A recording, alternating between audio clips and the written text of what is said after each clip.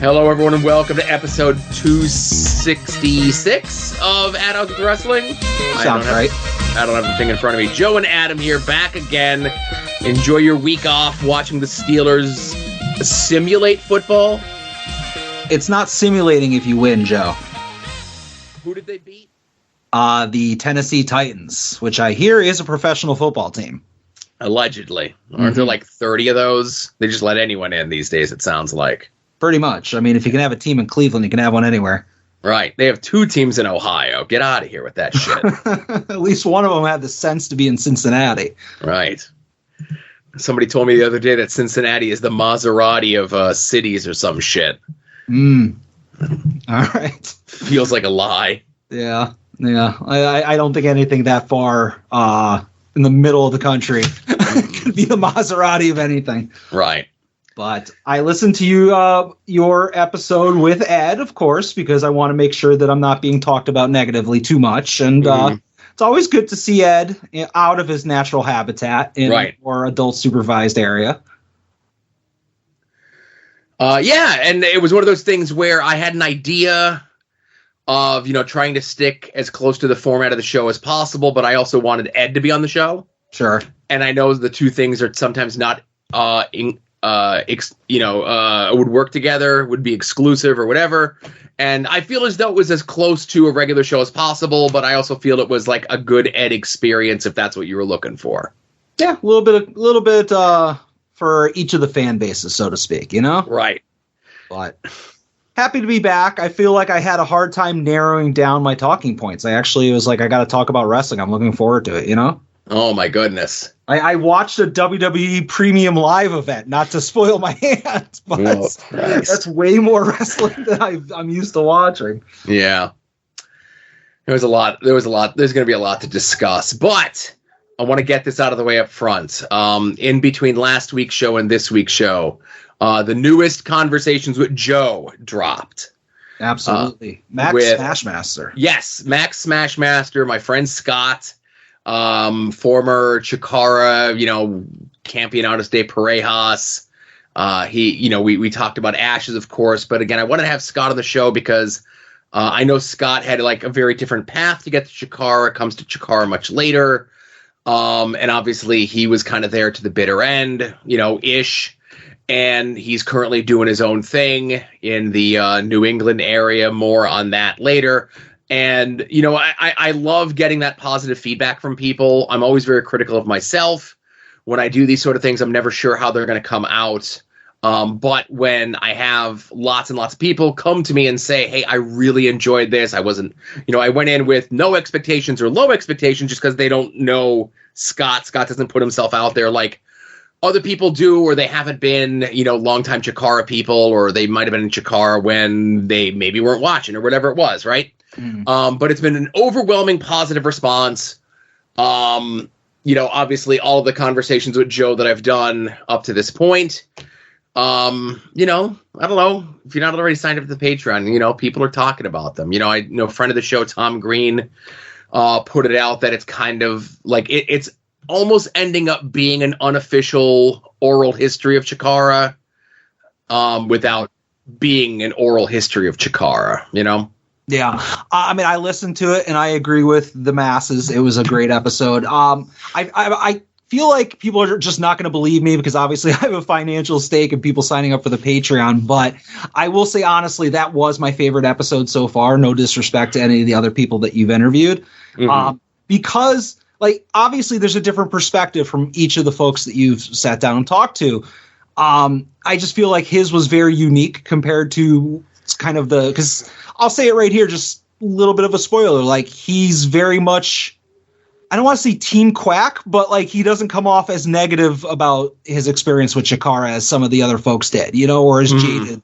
And it's interesting to kind of have him learn things right on the spot and get his viewpoint. I honestly, I don't want to go into any more depth because I won't do it justice, and I also don't want to spoil it. But I liked it a lot.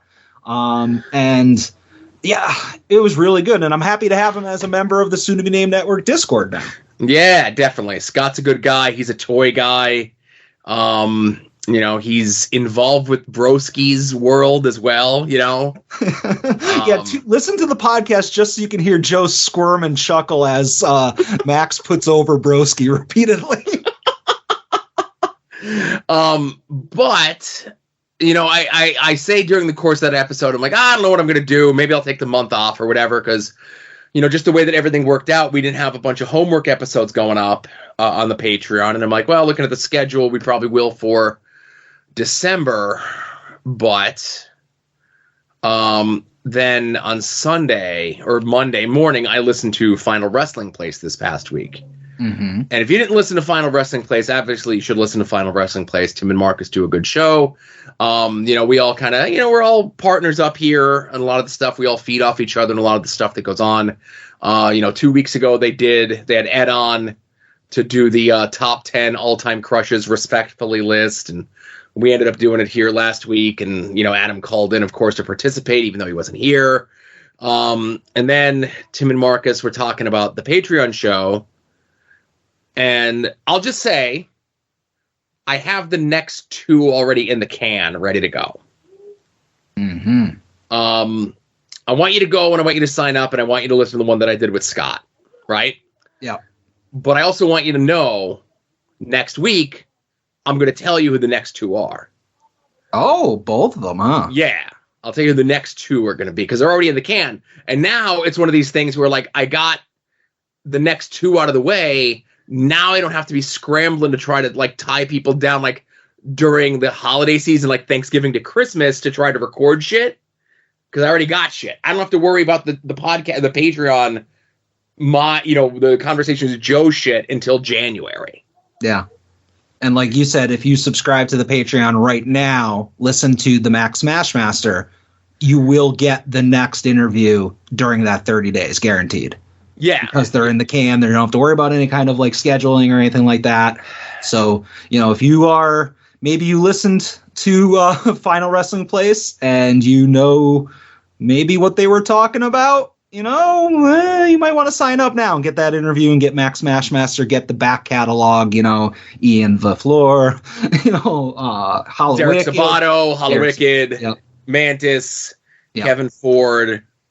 And Right, Young Ed, of course. Now, without being too spoilery, and I'm just looking for a yes or no, did you get a chance to listen to the 2 that are done?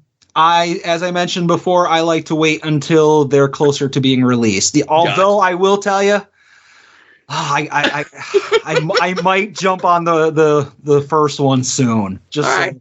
But I'm trying to hold off, but I don't know if I'm going to be able to make it through the weekend. Okay. All right. And this is going to be that rare instance where in the next 7 days, if you ask me who it is, I'm not going to tell you. Oh, okay. Privately or publicly, if you ask me who it is, I'm not going to tell you. Yeah, just go listen to Final Wrestling Place. Do your research. Yeah, there you go. All right.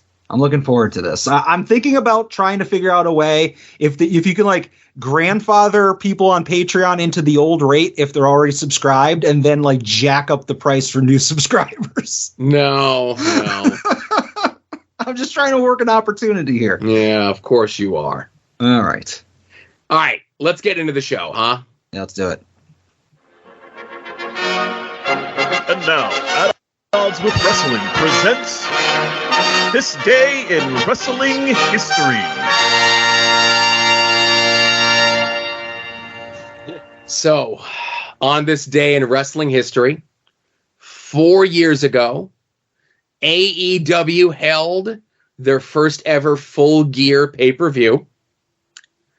Some of the matches on that event included Santana and Ortiz. Remember when they were a tag team? Vaguely. Taking on the Young Bucks. Your favorite. Right. Adam Page taking on Pac, the bastard. I think it was before he was a bastard. Okay. Sean Spears taking on Joey Janela. One of those maybe still with the company. Who knows? Yeah. Frankie Kazarian and Scorpio Sky versus the Lucha Brothers and Private Party. All those people are... No, that's right. Yeah. Remember the hot Scorpio Sky push on Collision during Phil's run? He had the snapping promo where he snaps and the camera goes out. That's right. Riho against Emi Sakura. All right, maybe Riho's with the company. Sakura definitely is. Yeah. In an unsanctioned lights out match, Jon Moxley versus Ken Omega. All right, that's not the ring exploding match, right? No. Okay. That was much later. Yeah, that's like another year from now because Eddie's not with the company at this point.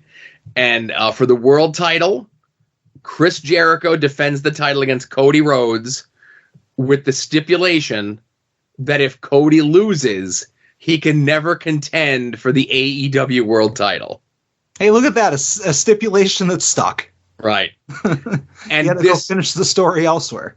And this was the full Max heel turn because he threw in the towel while Cody was in the Walls of Jericho.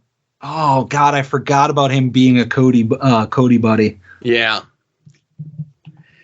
So it's so funny how much the company has changed in 4 years, huh?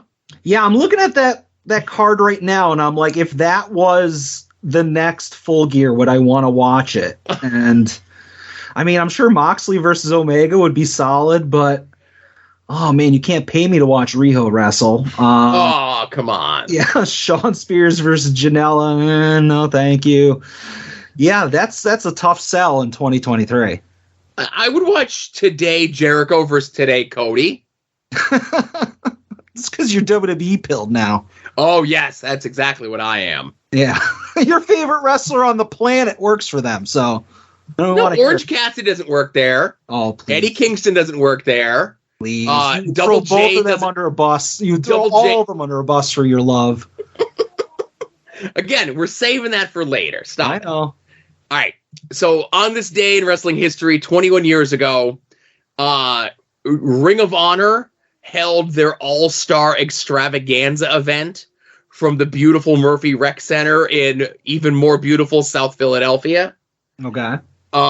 This featured Xavier's first defense of the world title against Jay Briscoe, a gauntlet match with Danielson, Red, Phil, Michael Shane, and Paul London, who later on that night would go on to take on AJ Styles for the number one contendership trophy to see who gets the next shot at Xavier.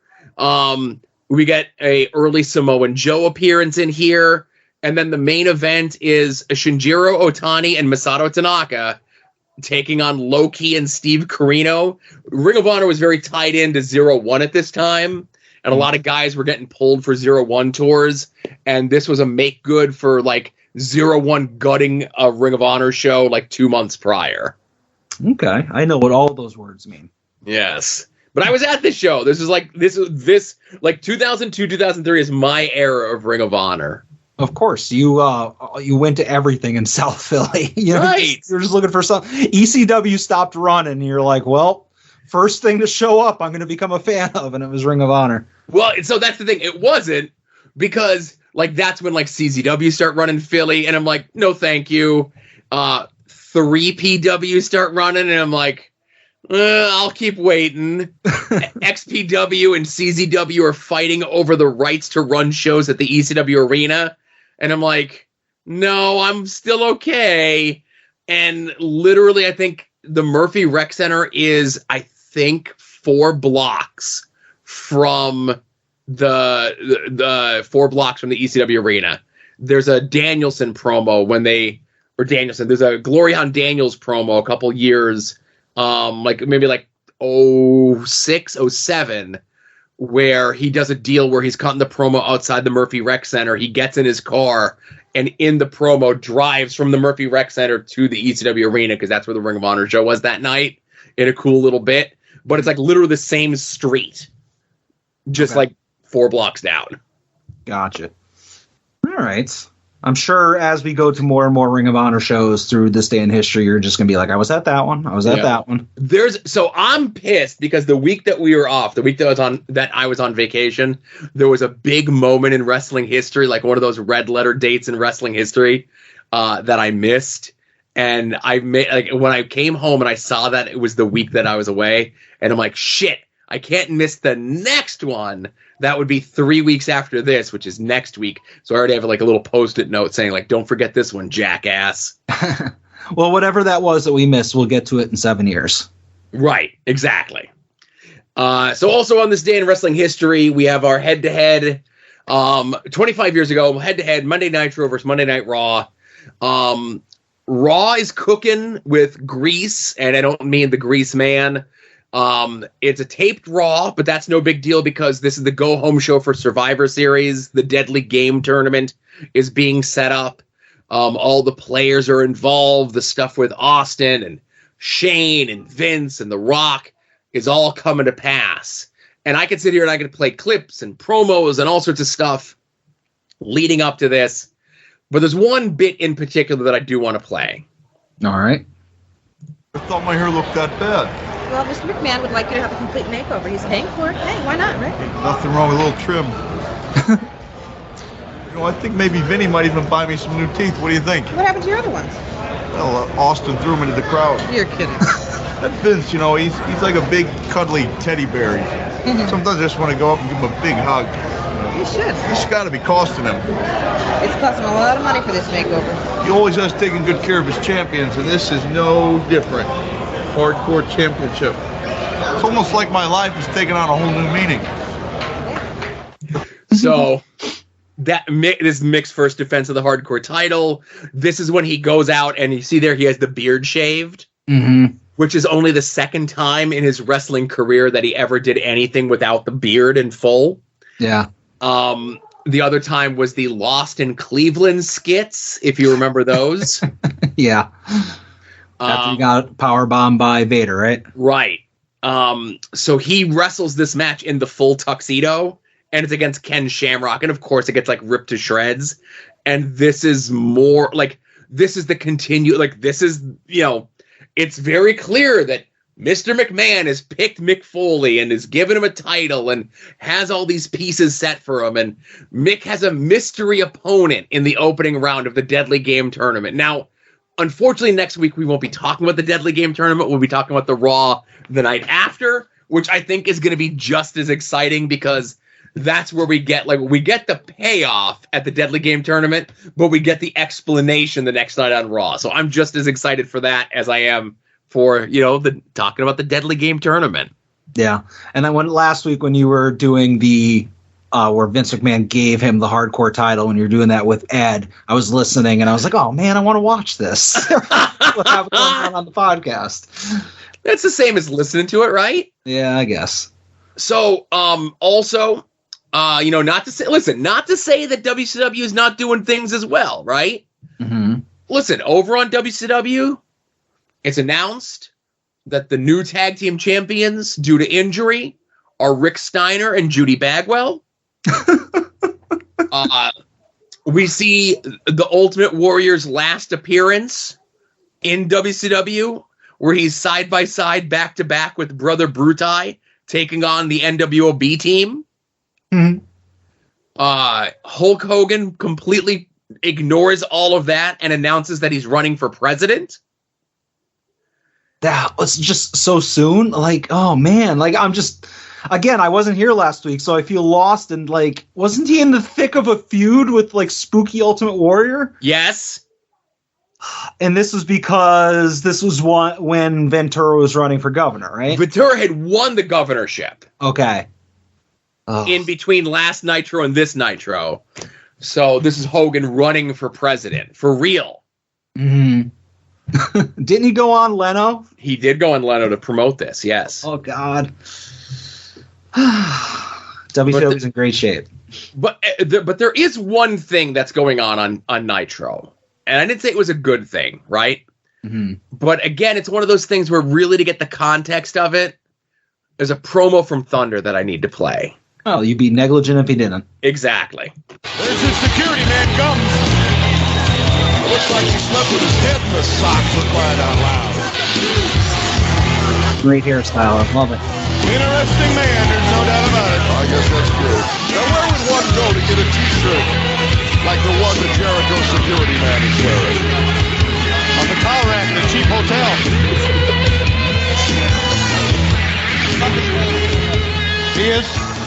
is the toughest man in professional wrestling today, aren't you, Ralphus? See, he'll tell you. Give me a break. All right, you're still the television champion, and there are many men who want to come out and take this belt away, but I know your focus has been on other things as of late. You know, I came out here on Nitro, Schiavone, and I said I respect Bill Greenberg. Goldberg. Oh, I'm sorry, Goldberg. And yes, I do respect you, Goldberg. And I said you're a great champion. But I also said that I am a greater champion. I am the WCW World Television Champion. And you know what that means? Thank you. That means if you're watching TV right now, I'm your champion. If you like to sit at home and stuff your face with potato chips and watch the boob tube, I'm your champion. He's my champion. You're married Yes. to the remote control. You're married to Chris Jericho. If you like to channel surf, you're surfing with me. Hang 10, Daddy-O. So my point is this. Yes, I respect you, Goldberg, but I still have 4 victories over you, and sooner or later, you're going to have to come to terms with this. You're going to have to face the facts, and you're going to have to see if you can break my streak. Jericho 4, Goldberg nothing, and yes, I do respect you, but that doesn't mean that I won't beat a little more sense into you. So just watch out, Goldberg, because I am better and more popular than you. Let's go, Ralphus. Tell him when he's telling lies. Lee, Brain, take it away. So That's just the best. Like, that's peak professional wrestling right there. Like, they could have just ended wrestling right after this storyline. And, oh, man, he's the best. So we get that promo on Thunder, builds up everything, and then let's head over to Nitro to see how this all ends up shaking out for young Christopher. All right. Sure. All right. Oh, he's got himself ready. Tony, I'm going to turn it back to you. Unbelievable the confidence this man has. Gene, run for your life. I think there's going to be somewhat of an explosion as Goldberg has just arrived and saw all of this. Here he is, the man. This is the confrontation we've been waiting for. Has the realization hit Jericho yet? Something's going to hit him pretty soon. There's old Potbelly. He's blowing by him right there. Oh, there he is. Jericho's getting back to him. Oh, would you look at... Yeah! Little extra mustard on that one, huh? Yeah. The world champion Goldberg. This is by far the worst thing Bill Goldberg has ever done in a wrestling arena to anyone competitive. To this point. Jericho, Ever. T-shirt up. Chris Jericho. There's your belt. And there's Goldberg.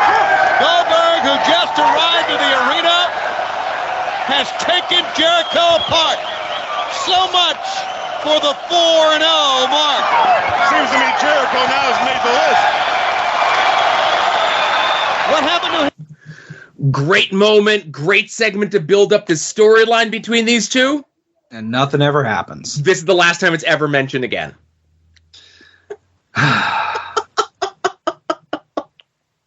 Can't take away from Chris Jericho's genius, though. You know, No. it's the fact that he was able to get that storyline that much over with nobody helping him. Yes. Schiavone. You know, oh man, he's the best.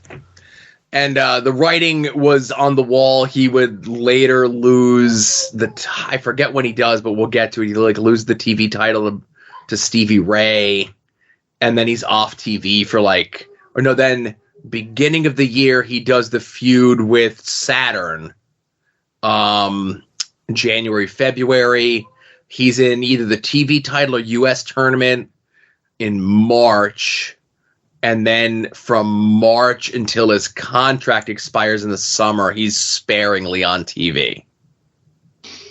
God, that's a long time. Like, I don't remember it being, I mean, I'm sure at the time I was probably stewing. I was like, where the fuck is Jericho? But that's a long time for him to not be with the company, because he debuted in WWE, right before the millennium? It was Or right after? August of '99. Oh, I thought the countdown was like close to like New Year's. No, because he ends up having a match on SummerSlam with the Road Dogg. Okay, then never mind. I take that all back. Well, listen, you were close. Yeah, August, January, pretty much the same thing. Again, I just want to double check these numbers here that I'm spewing. Mm-hmm. If nothing, I like to be factual and do my due diligence and my research and so forth. Okay. So, Cruiserweight title. Okay. Don't worry about this dead air. It'll be fine. Yeah, well, it'll all get fixed. Fix that in post. Maybe. So he's on TV a bunch here. Okay, no, so my apologies. So he loses the TV title to Conan, right?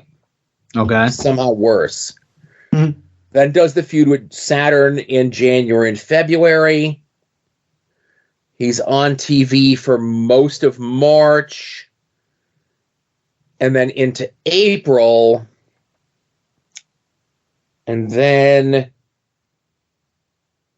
his last TV match in WCW is April 5th. Okay. So then, pretty much all of April he's gone. Right. So April, May, June, July, August. That's like 5 months. That wasn't crazy. He's doing house shows in like June and July. Mm-hmm. And then he's in WWF by August. All right.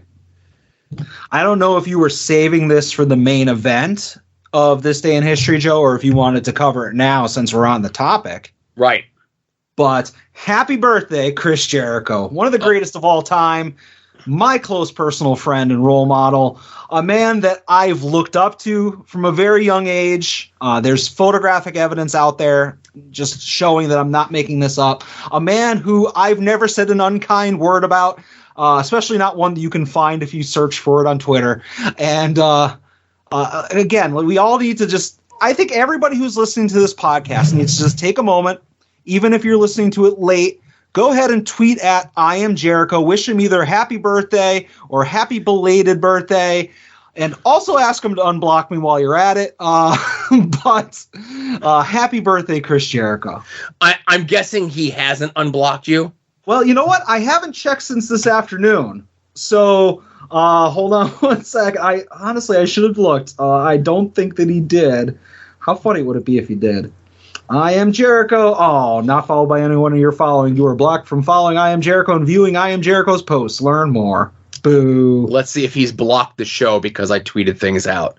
No, he didn't block the show. So yeah, that doesn't, like the show never said anything bad about him. Yeah. I've never said anything bad about him, but yet I get banned. I get blocked for no reason, just completely random, and that's not fair. That I agree. That is not fair. So but there is the main event, right? Mm-hmm. And it's one of those things that I just want to mention only because I feel as though I saw so little talk about it today on the timeline. And it is the 26th anniversary of the Montreal Screwjob. And nobody celebrates 26-year anniversaries. 25, 30, you're stretching 26. But even still, like, when this happened, this was huge. And for a very long time, this was huge. But I feel as though we have squeezed every drop out of whatever the Montreal Screwjob is to this point. And there's really nothing else to kind of go over about it. And I think that's, like, I'm glad that now, unless, like, we get to the 30th year and everyone's like, all right, let's relitigate it again, you know? Yeah. I mean, how many times can you celebrate the anniversary of a big work? All right. Hey, that's what Tim and Marcus told me, and I believe them. Well, they're right on some things, but they're wrong on this one. But there is one moment, and now it's not from the Survivor Series telecast, but it did happen 26 years ago on this day in wrestling history. All right. This is from Hitman Hart wrestling with shadows. Hey, we watched that for Patreon. So you guys all having a meeting this afternoon and decide the whole thing? Don't give me that shit. Because you guys knew it. Swear to God. You knew it from the very beginning. All of you. I swear to God, I knew nothing. Yeah, well, swear to God all you want. Someday God is going to strike you down. I mean, yeah. I know you're upset, but no, I am upset. I had nothing to do. I didn't know anything. You had about just this. as much to do with it as the rest of them. I knew nothing about it. I'm sure you didn't. I'm sure you didn't. That really sucks, you know. You all go back to the hotel and have a big laugh, right? A few beers, you know. Just a few. Just remember someday, Hunter, what goes around comes around.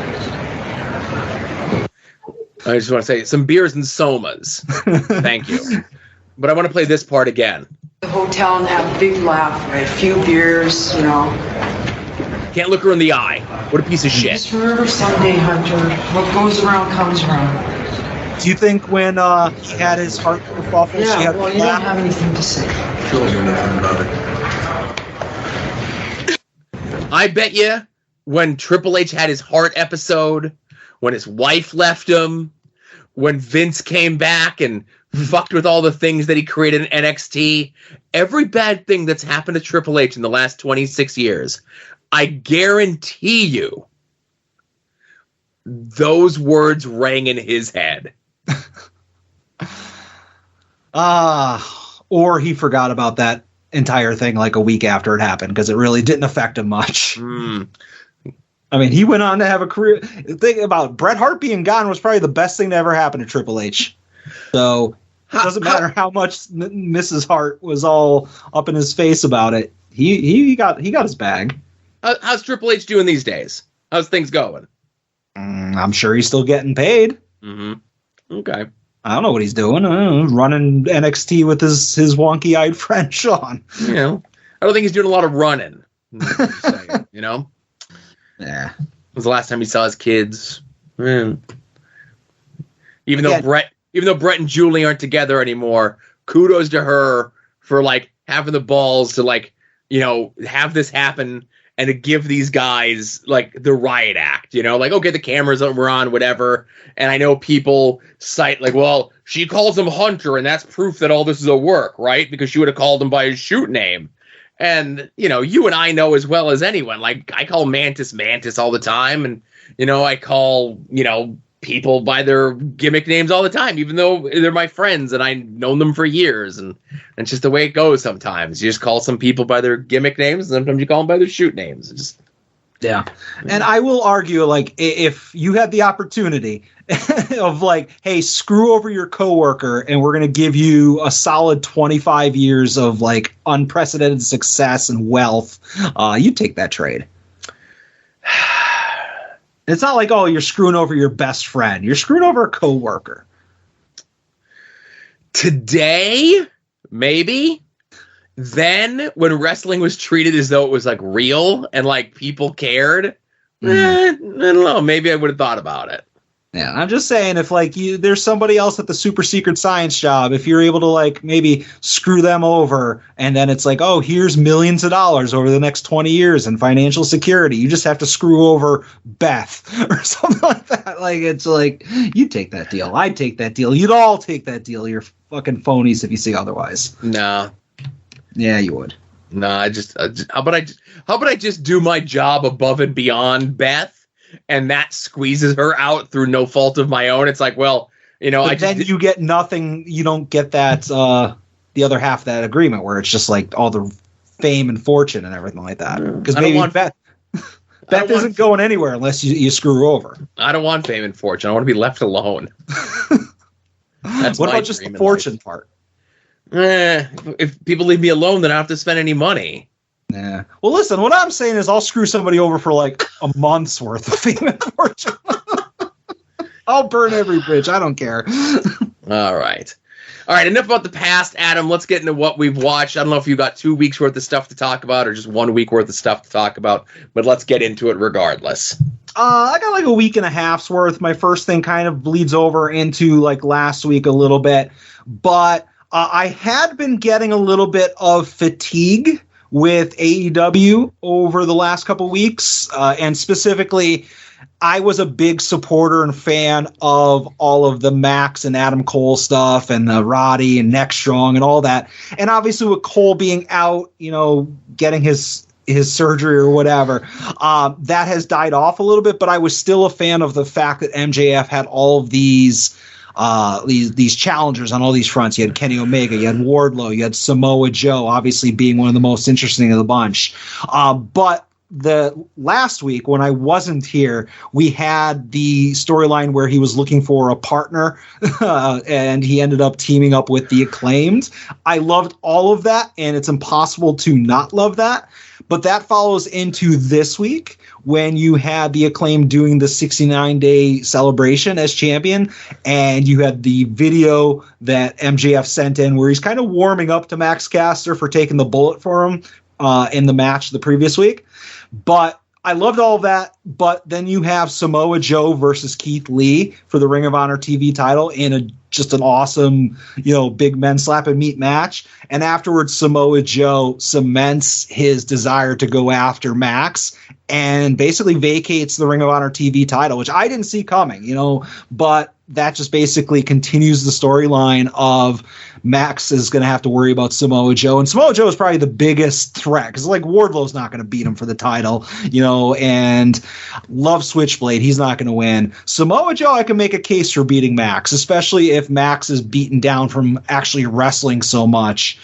And then afterwards you have the Devil's Goons taking out the Acclaimed, and they didn't show the Devil there, which I thought was smart because it's still kind of, the heels can still point out you sent your goons to beat up the Acclaimed. If they had showed the Devil backstage while Max was in the ring, then the storyline would have been, well, now who's under the mask? We know it's not MJF. So I like the fact that they're trying to bring it back because they've had a lot of start and stopping of that storyline. So the last 2 weeks of the Max stuff, I don't care. Back knee be damned, I'm hooked.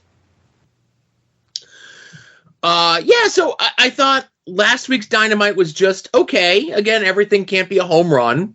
Mm-hmm. I thought Rampage, after 2 weeks of really good Rampages, was just an okay Rampage. And I liked Collision this week, but the thing that I liked about Collision was that it set up a bunch of stuff on Collision to get you to watch Rampage. It set up matches that made sense. It set up Rampage sets up the Daniel Garcia MJF thing.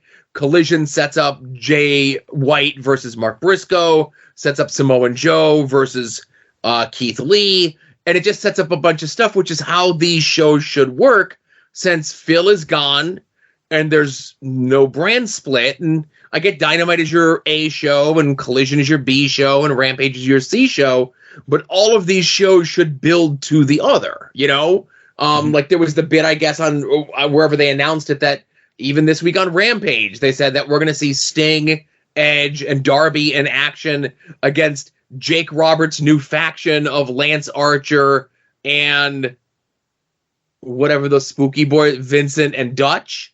Mm-hmm. What's their stupid tag team name? Bargain Basement Dark Order. I don't know. Right. Or Bargain Basement Wyatt Family, whatever the hell it is. Yeah. But we're getting matches announced that make sense, and we're getting things on TV, and there was a lot of rumors, and maybe the dark web, and maybe my Twitter DMs were telling me that there was a big come to Jesus meeting in creative at AEW this past week, and hopefully it sticks. And notice I'm not talking about the Young Bucks angle because it's the same old shit all the time. And that's the one thing that I always find funny, where people bitch about the Max stuff feels lame. I didn't like Max's promo on Collision, where he talked about Google Trends or whatever it was.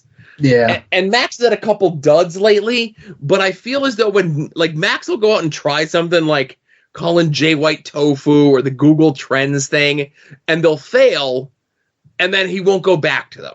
Right? Whereas a lesser person maybe will hammer the home and say no, I really feel strongly about this, and I'm gonna I'll get it over. I'll get it over. And we live in a day and age where it's either over out of the gates or it ain't over, right? Yeah. And got to give credit for Max being in the position that he's in. He's the world champion. He's trying some different stuff. where the Young Bucks are on their, 7th angle of, we're jealous that our friends are teaming with other people.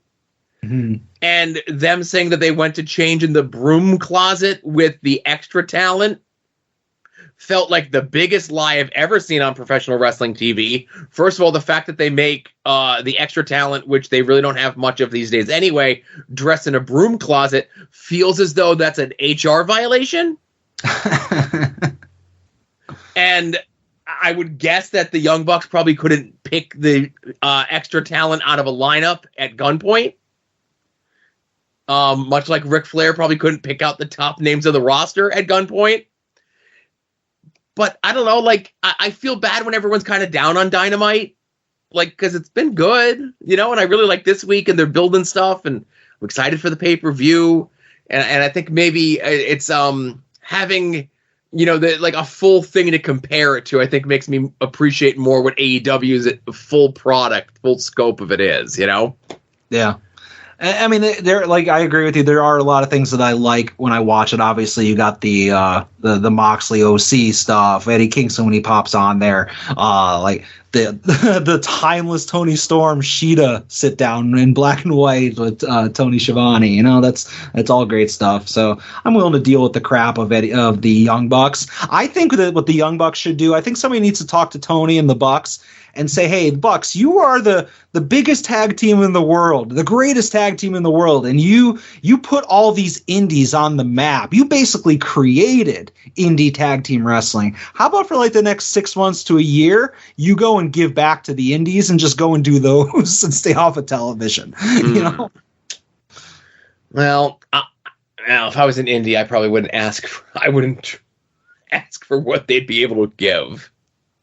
But that's just well, I mean, they'd be a draw. I'm not saying I want them here, but I'm saying just throw them on some Cali indie, and let them do their thing, give back, and tell Tony that they're scouting for talent.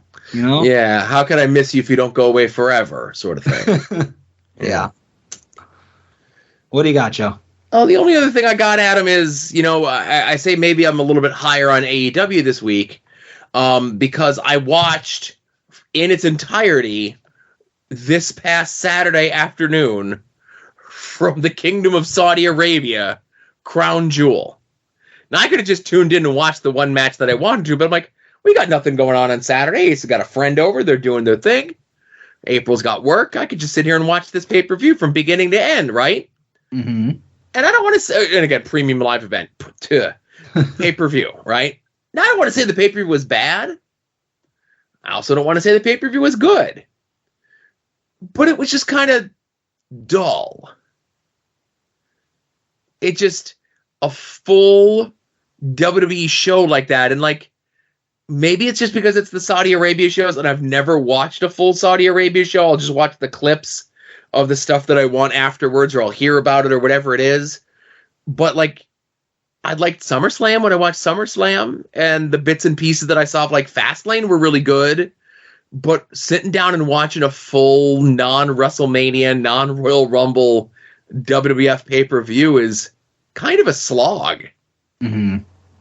And I know an AEW pay-per-view is usually topping out at 4 hours, even 5 hours if you count 0 hour, the buy-in, whatever the fuck they call it. But you're getting exciting matches. There's a lot of different things that you're seeing, and I feel a lot of the WWE in-ring product is same old, same old. At least Logan Paul is a little bit different, but he's a special attraction. But I couldn't tell you the difference between Cody and Damian Priest, or Cena versus Solo Sikoa. And we'll get to the main event when we get to the main event, but it feels like it's just and that's the thing, I can't argue with it because it's working. WWE's hotter than they've been in a long time. They're really seeing an apex of things. But did you watch the whole show? I did not watch the whole show, but I did turn it on probably about halfway through. I turned it on right before the Logan Paul Rey Mysterio match. I don't know what match it was. I just caught the end of it. And I was just basically turning it on to see if I could happen to luck into getting the main event, like starting it like right there. Because I had no concept of like when the show started or anything like that. I just saw something, people were tweeting out that the show was going on. I was like, oh, maybe I'll catch the main event.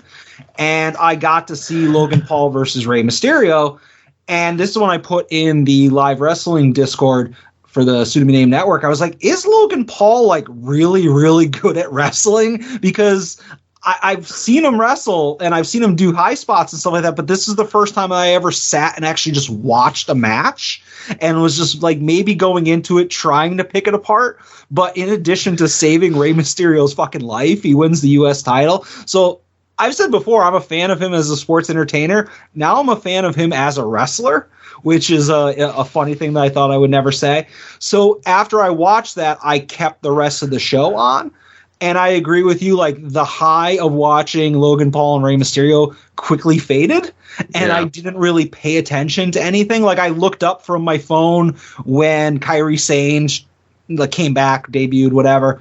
And then I didn't look back up until the main event. And even that, I was like, well, I know how this is going to end, so I'm just going to kind of watch the entrances. If there's a big spot where they're showing a replay, I'll look up. But aside from like just me being impressed by Logan Paul, like I wouldn't recommend anybody watch the show, Yeah. And we're tiptoeing around the elephant in the room here from the show, right? Mm-hmm. And listen. Let me just get this out of the way before we do anything else.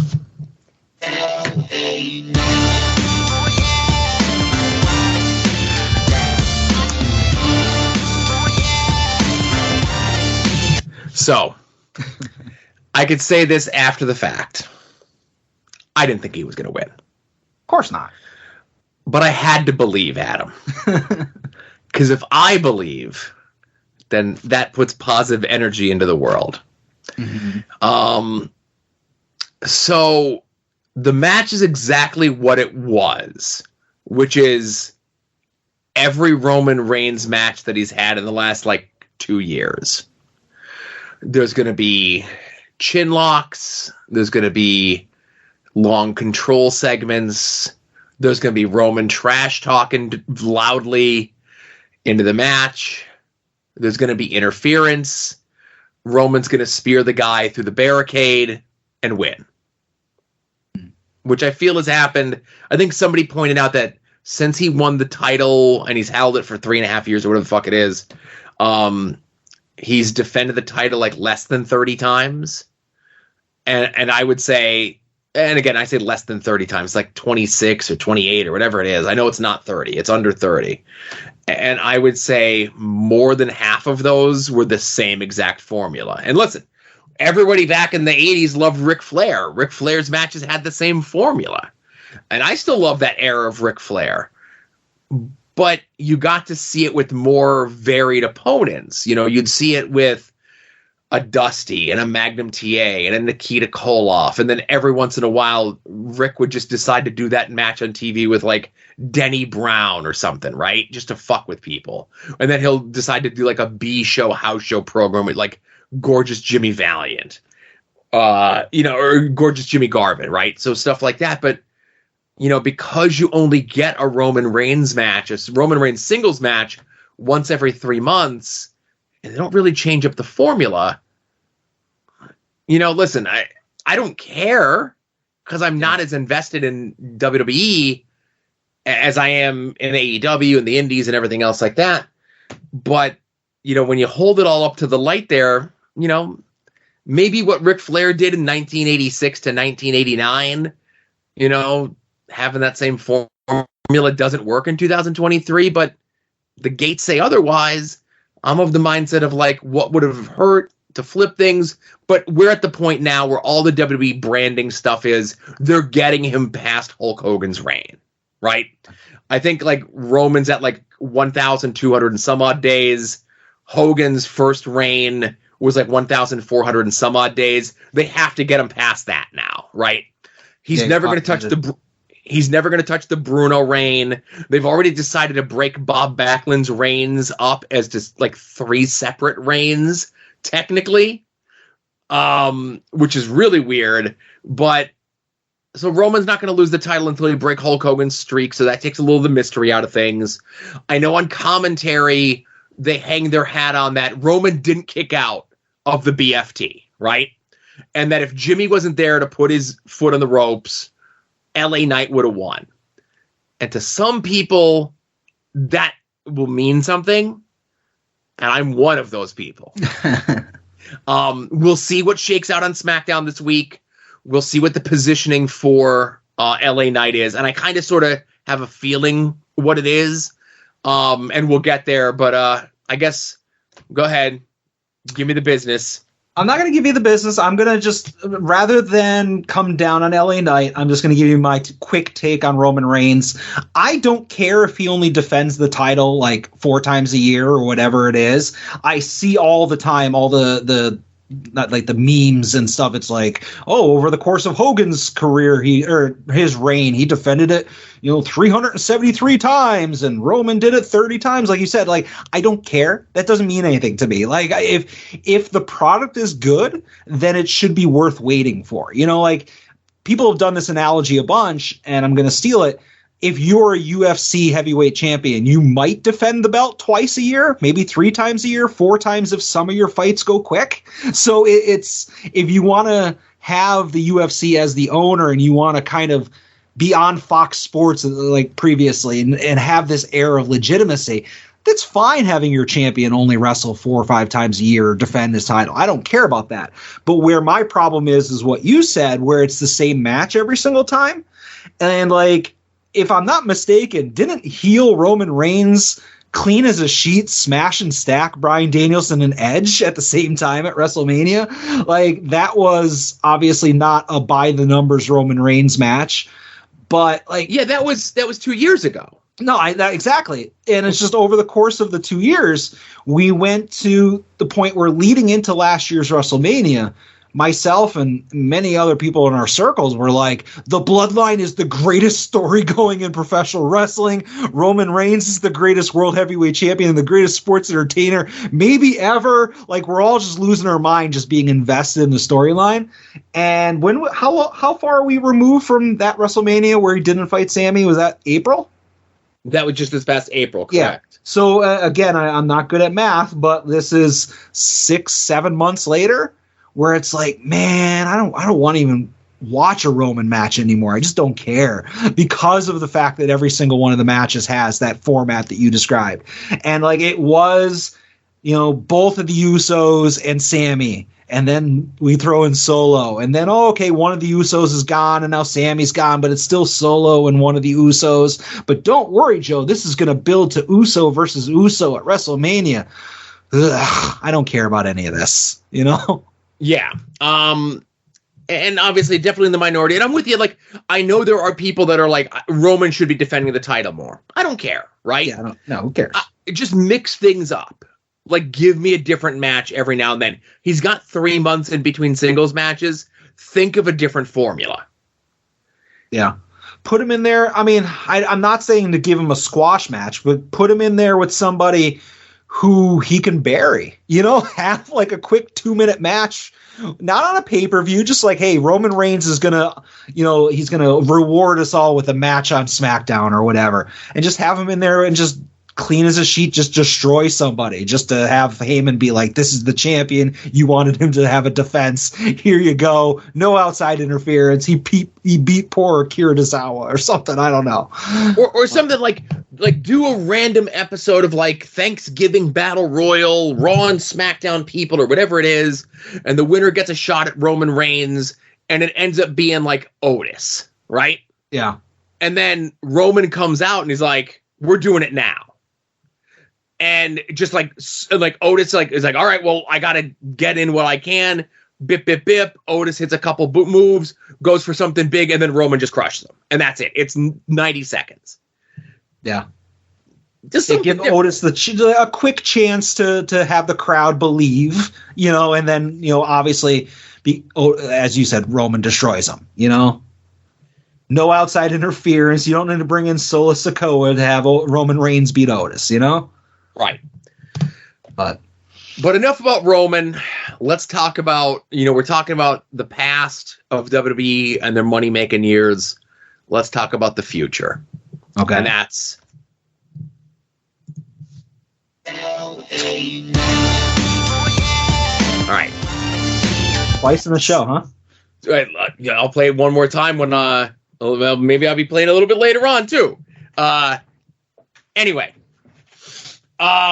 so you guys were giving me a hard time saying like, oh, he's done, he's over, he'll never be able to get whatever, right? Look forward to him in a program with Shinsuke in a couple weeks. Right.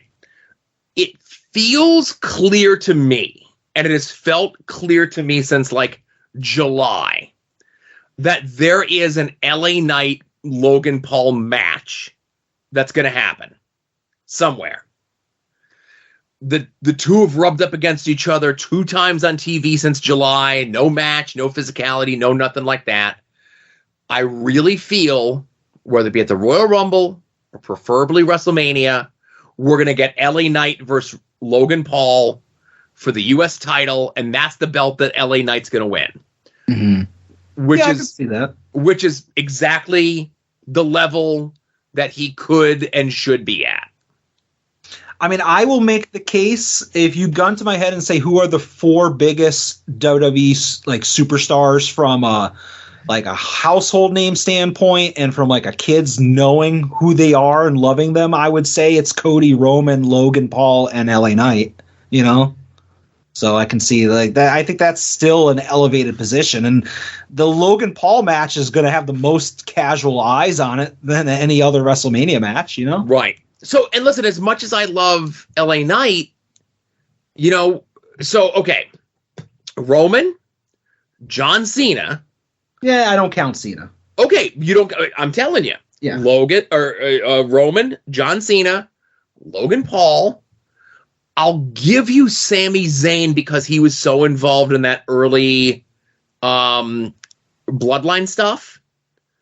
Yeah, but like I said, I feel like people forget very quickly. Okay. And both him and Kevin Owens are a shell of as hot as they were 6 months ago. Right. I don't think Kevin Owens Kevin Owens might be in the top 10, but LA Knight is getting there, but I wouldn't have, like, you put him in the top 4. I'd maybe put him like 5 or 6. Like, Cody's still too strong. Like I said, Cody, Roman, Cena, Logan Paul.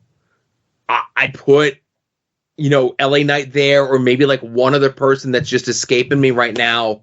That just I would even say like Bad Bunny is maybe above. Like, even though Bad Bunny just did like the pay-per-view that was in Puerto Rico, but like technically he's still like a WWE superstar, right? Yeah, and I guess by our criteria are pretty much the same, and I'm the one that's violating it because I'm like, no, John Cena and Bad Bunny are part-time people, but like so is Logan Paul, Right. Logan Paul's been wrestling in WWE for 2 years, and he's had 8 matches, It's more than Roman. Right, it's more than Roman, but again, Roman's technically a part-timer then too, right? But he's also the champion, and we could... I gotcha. But I'll say this, I'll shoot my shot. Cody wins the Rumble. Obviously, with the SAG-AFTRA thing being done, they're going to do Cody and Roman at WrestleMania. That's going to where Cody gets to finish the story. LA Knight gets to win the U.S. title. And I think I might have said, I don't know if I remember saying this publicly or privately. I think at WrestleMania, we're going to get, I probably said this publicly, we're going to get Kevin Owens and Pat McAfee. Okay. I don't know how, I don't know why. Call it a hunch. Mark today on the podcast that I said it, that in 5 months we're getting that match. Okay, fair enough.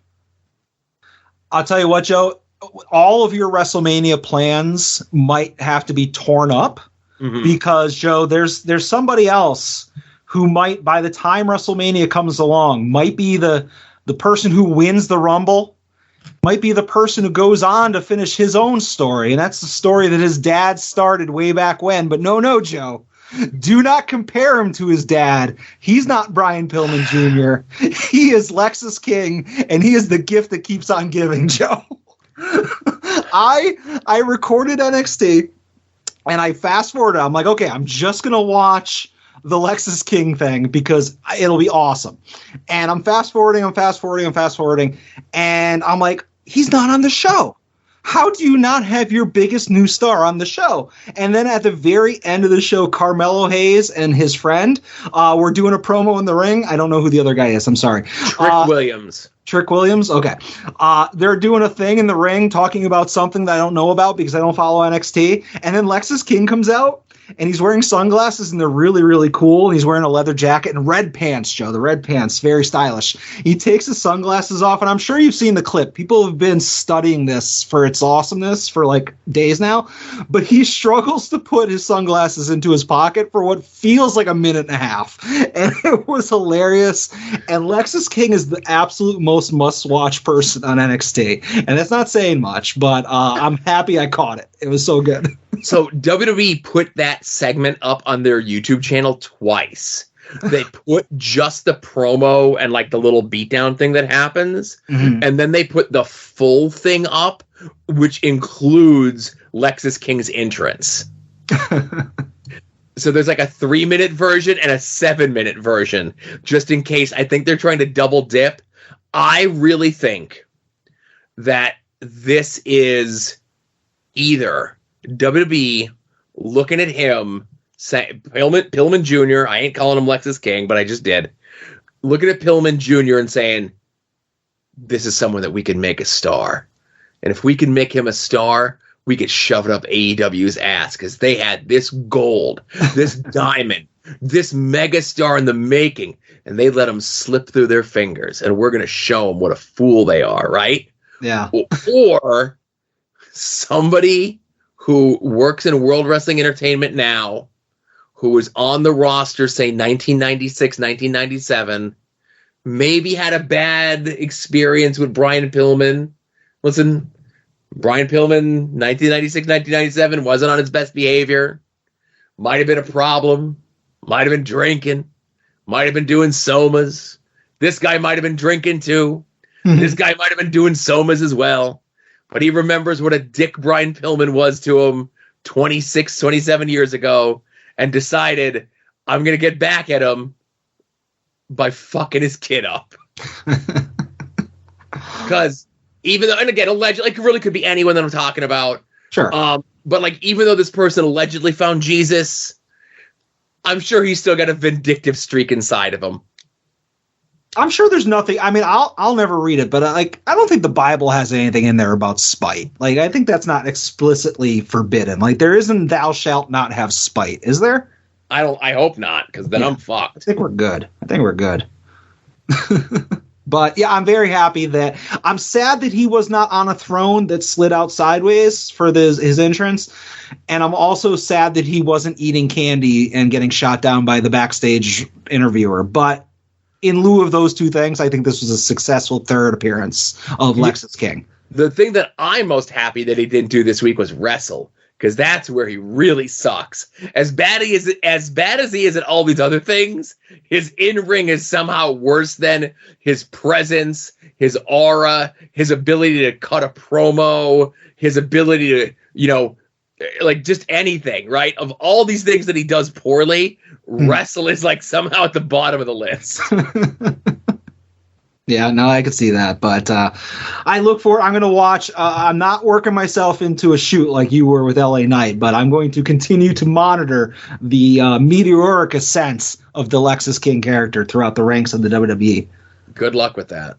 Yeah, I have one other quick thing. Do you have anything else, John? No, I was good.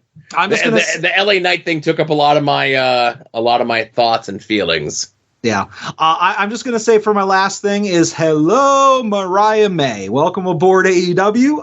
And I'm very happy to see that. I have been a fan of hers. Obviously, me watching Stardom as much as I do.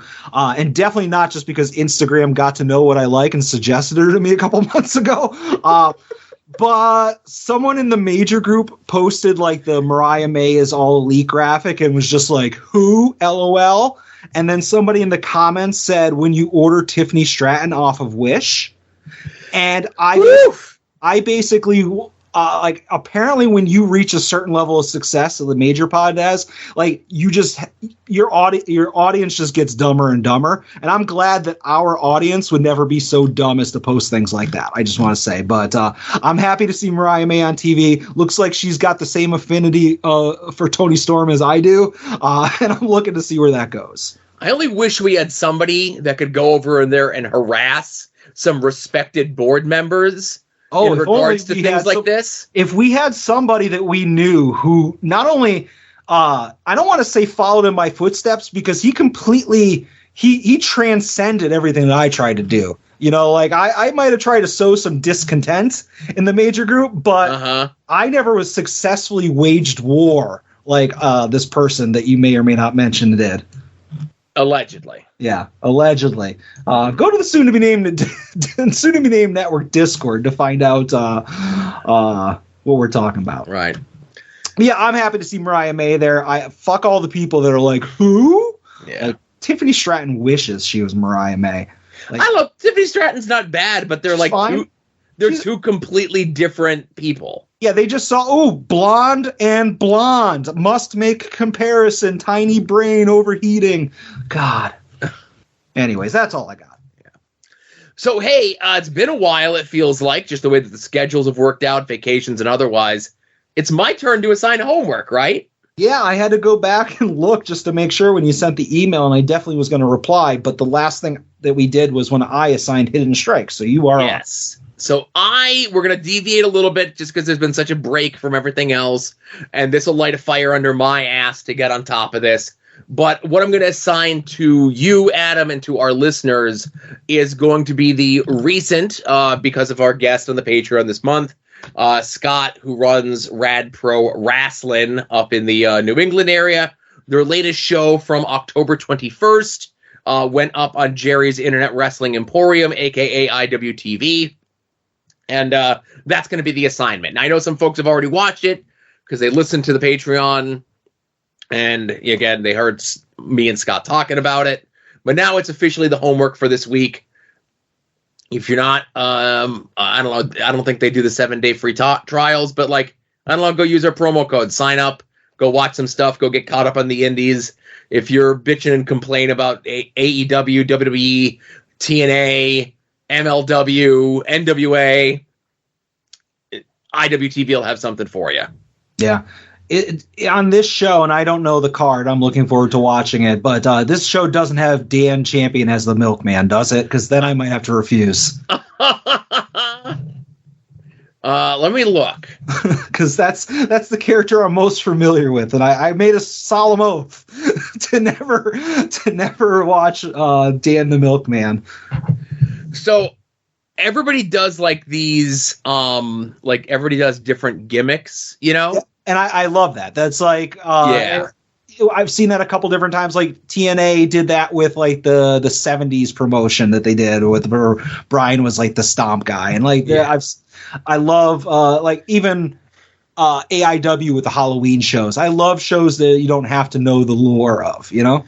Yeah, and no, unfortunately, Delightful Dan, the goddamn milkman, or whatever the fuck his name is there, is not on this show, sadly. All right, must watch then. We're good. Perfect. I'll have the link to it in the show notes and everything else like that. If you're already IWTV subscriber, you just click on the link, whatever. Not a subscriber, like I said, go sign up, you know?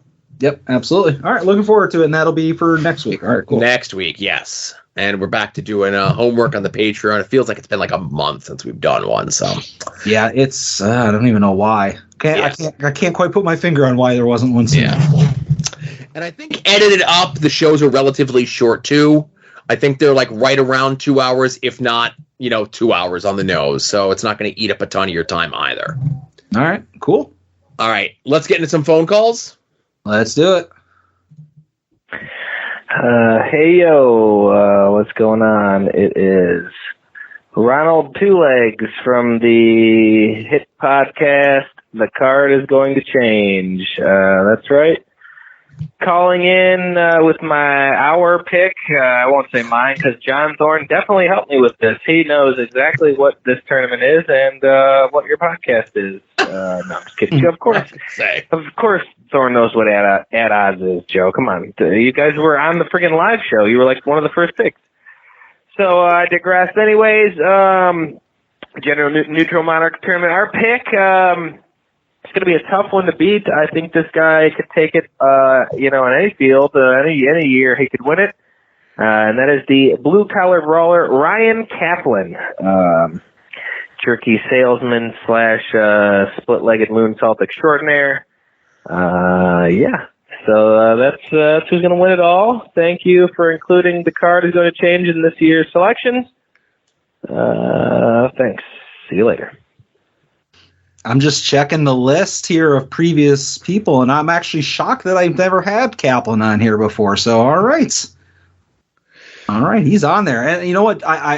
We'll get to all the pomp and circumstance in a little bit, Joe. Oh. We'll play the music in a little bit. But you don't have to do it right now. Oh. But obviously, a lot of people have reached out to me with their picks, and thank you, Pat. I'm sorry. Edit that out. I'm sorry. Thank you, Ronald Two Legs, for letting us know.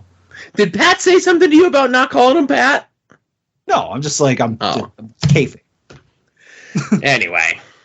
But all right, cool. Kaplan is the pick for the card is going to change. I'm writing it down. All right.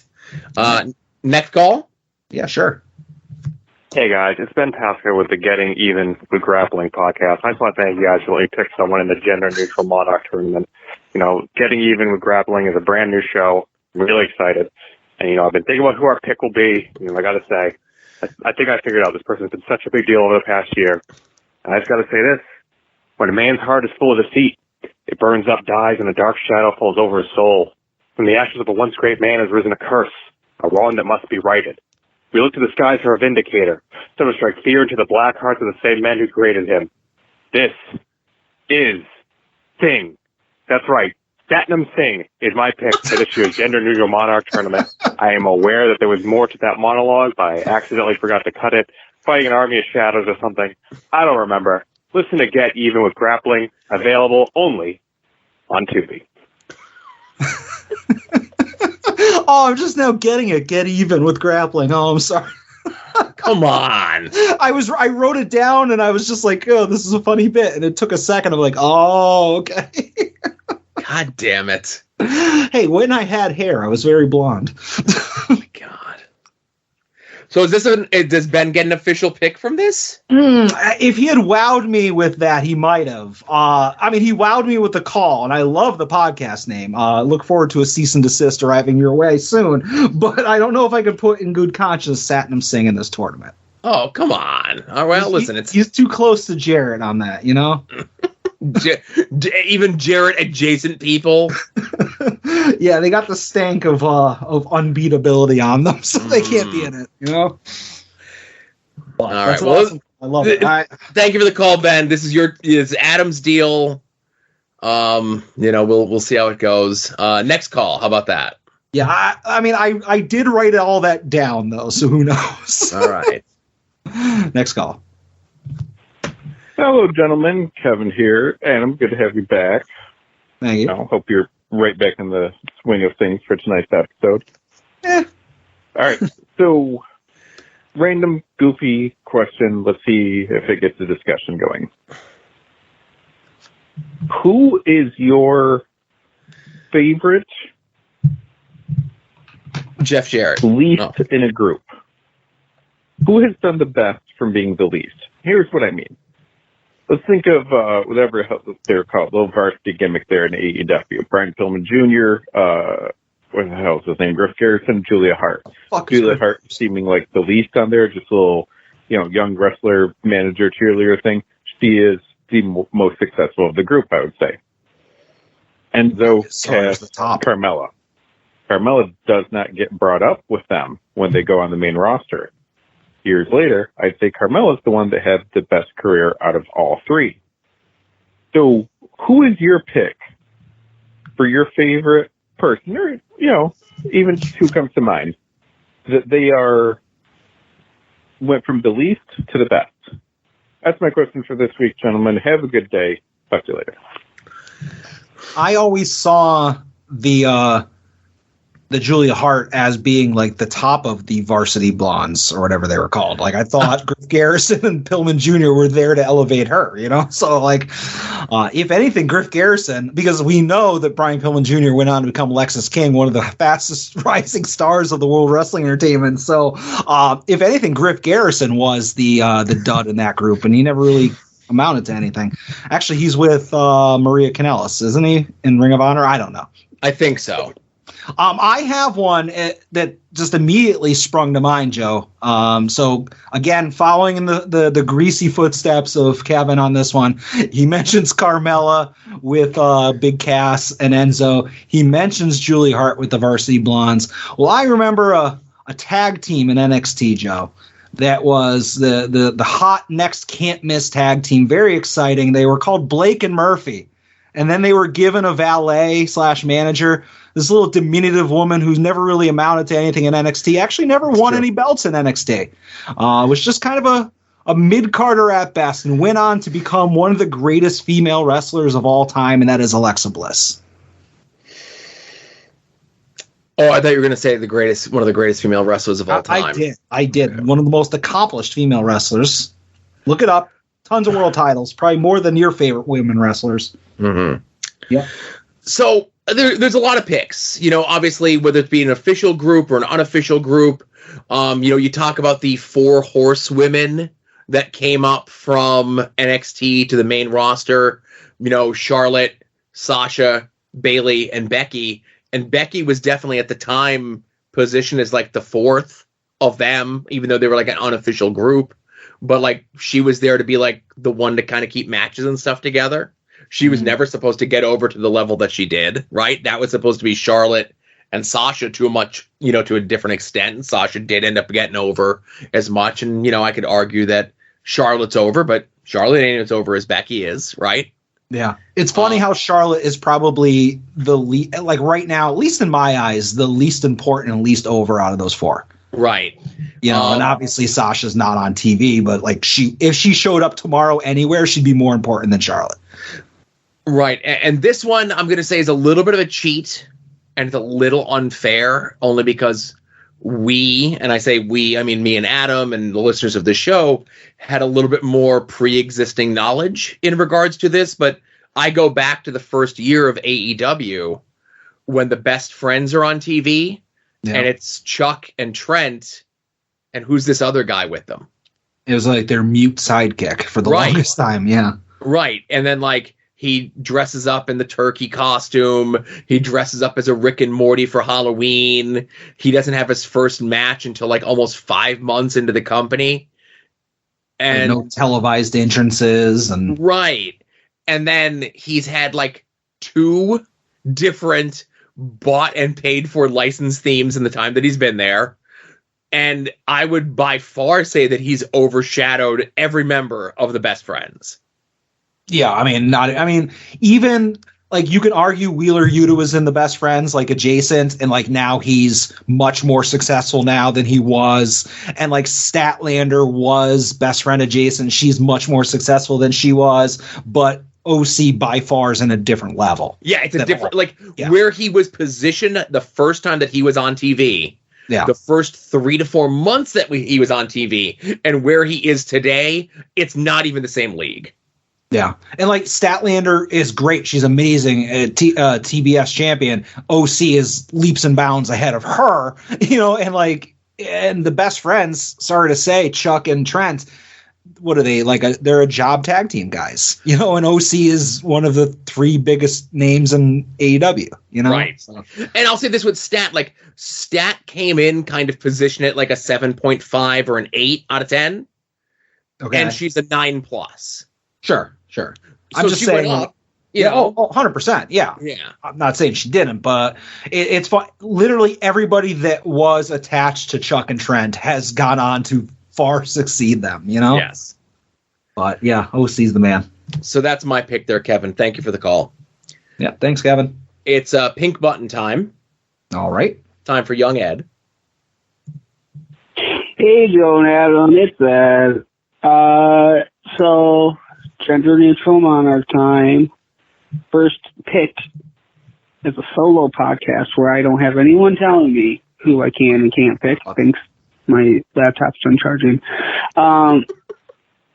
So, except for like the rules that Adam set, I guess those are telling me who I can and can't pick. Because I would pick Hook again if I could, and I would win. I would win it this time. But I was having trouble deciding who to pick, and I think Joe's right. We're like, I really should just go like an indie route this time. And I said, all right, well, I'm digging 880, so I'm going to pick somebody from 880.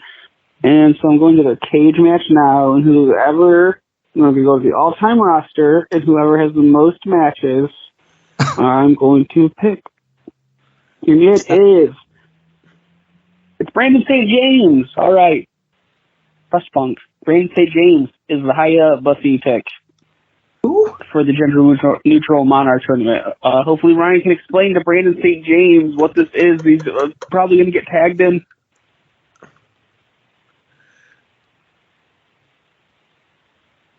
I think that's the end of it. Thanks for letting me be on the show, Joe. Adam, you can take more Thursdays off if you ever need them. Don't let Joe tell you can't. I can fill in. That was a good time. I'm very high. Legal weed in Ohio. We voted it in. Yay. I think it counts now, right? Starts now. Right. Okay, bye. Brandon St. James, is that who he said? Correct. Do you know who that is? Because I certainly don't. I don't know who it is. Okay. I thought he was picking the pretty Japanese guy.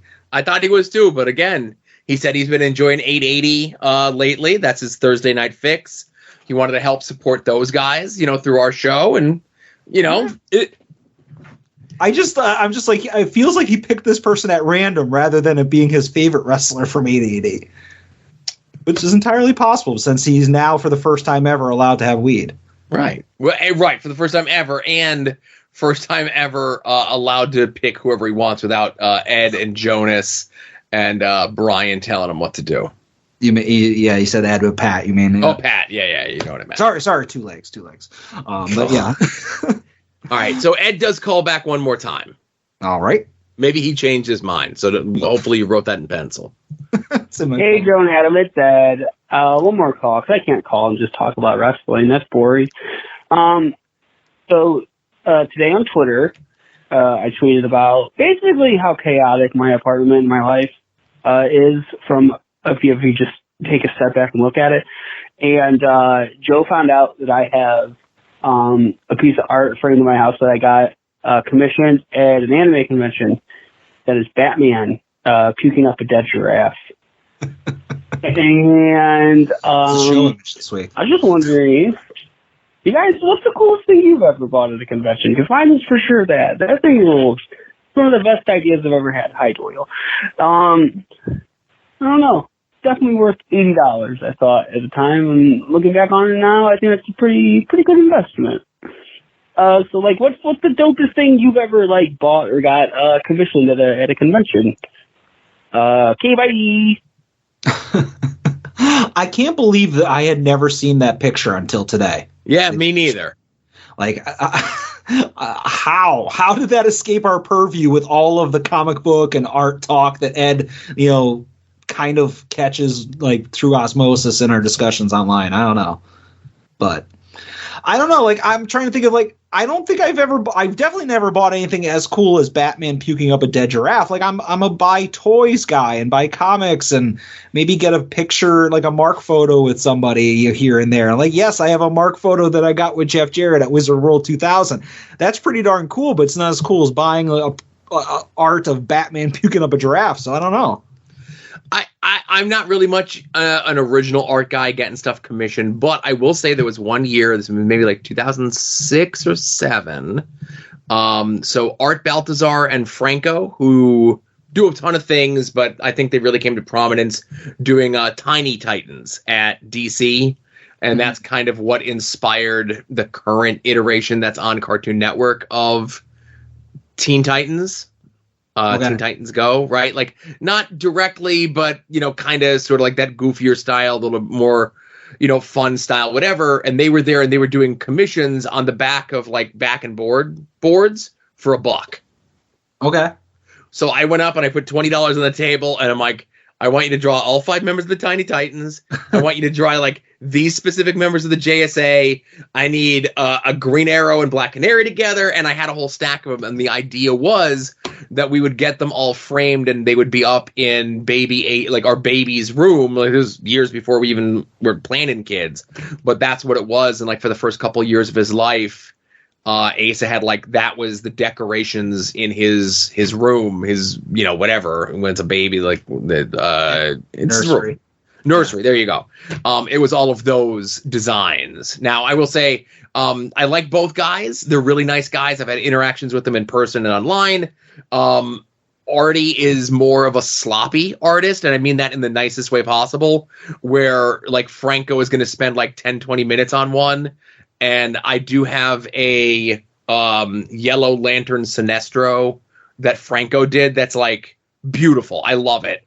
And then he also did a Proto Man from Mega Man for Asa the year that we went, whatever year it was. So those are the guys that I like. Anything else, like I've never gotten a commission. I'll go and I'll meet an artist or a writer. I'll shake their hand. I'll tell them I like their work. I'll buy something that they already have on their table, and I'll get a mark picture with them. But I haven't been to a convention in forever, and I miss it. Yeah, you'll never guess, but there's somebody that you may know who enabled me into buying a lot of original art, and I'll buy like comic art that was used in books, but I'm not like here, give me a sketch type of person. Like something. I'm trying to think. Like literally, the only things I own that were got at a con and like weren't used in a book type of thing is like much like you. I have on a board. I have like a head of Savage Dragon from Eric Larson that I got. I have a head of Shadowhawk with Mark Silvestri. Is that his character, Shadowhawk? Jim Valentino was Shadowhawk. Jim Valentino. I'm sorry. So yeah, it's Jim Valentino, Shadowhawk. I have those. And then I didn't go to the con, but I think it was Baltimore a couple of years ago. Todd got me a full color head sketch of Azrael from Barry Kitson. And that's cool. Like as much as you hate Azrael, like Barry Kitson's art is amazing. Yep, love Barry Kitson. Yeah, it's a decent size like headshot, maybe the top of the shoulders, so kind of like a bust. So while I did not get it, it was gotten for me, and without me like asking for it. It was just like Todd came back and he was like, "Here, I got this for you," and I was like, "This is the coolest thing ever," and it was from a con technically, so I'm gonna count that. I agree. All right. Well, Ed brought up a good point. Obviously, world famous new podcast, Get Even with Grappling. Ben Pasco brought up a good point. And obviously, the card is going to change. Credit Thorne for working long and hard thinking up that pick of Kaplan. But all of these people, Joe, are making their selections for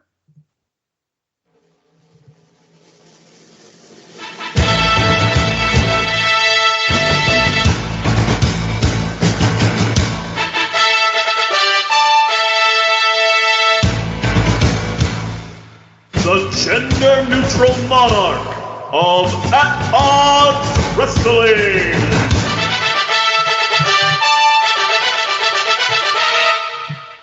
That's right. Shout out. I'm going to say this right at the beginning. Shout out to friend of the show, Derek, for making the Gender Neutral Monarch 5 logo. Home run, and very timely home run of doing the Grand Theft Auto 5 logo. I fucking love that. I might put that on a t-shirt. So that's I love that a lot. But as you heard, those are the nominations that came from The Card is Going to Change, Ryan Kaplan, and Hayabusa, Brandon St. James. But, Joe, I have been in contact with many other podcasts, friends of ours, who have reached out and have given me their selections for the 5th annual Gender Neutral Monarch of At Odds Wrestling Tournaments. So, Joe, Chicken Salad Podcast has nominated their champion, Jeff Cannonball. I'm shocked Jeff hasn't been on the thing before. He has not. I'm looking at the list. It goes right from Jamaica Joe and Jeff Jarrett to Jerry from IWTV and then on. So he's not on there. So yes, Jeff Cannonball making his debut in the tournaments. All right. Hit My Music. DeWicki has selected. No, I don't have music to play right now. I was going to say, I'm like, oh shit, was I supposed to have something queued up? Oh no. No. DeWicki has selected, speak of the devil, we just talked about her, Chris Statlander. Oh, again, another one I know I looked over the list, but I'm shocked that she wasn't on there. Yep. I mean, again, there's a lot of people that, that you look at this list and they're like, oh, of course they're on here, but they can't have everybody on every tournament. So next up, T&M shows. Tim and Marcus. They assure me that this is a real person, Joe. I have not looked to vet it. They have told me that this person wrestles on NXT. They are called Kalani Jordan. Did you Google this person? I did not. So if this is bad, then blame Tim and Marcus.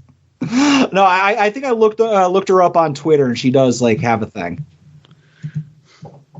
So yeah, there. Let's see. I'm looking up her Instagram right now. Okay, I've seen her before. Oh, all right, respectfully.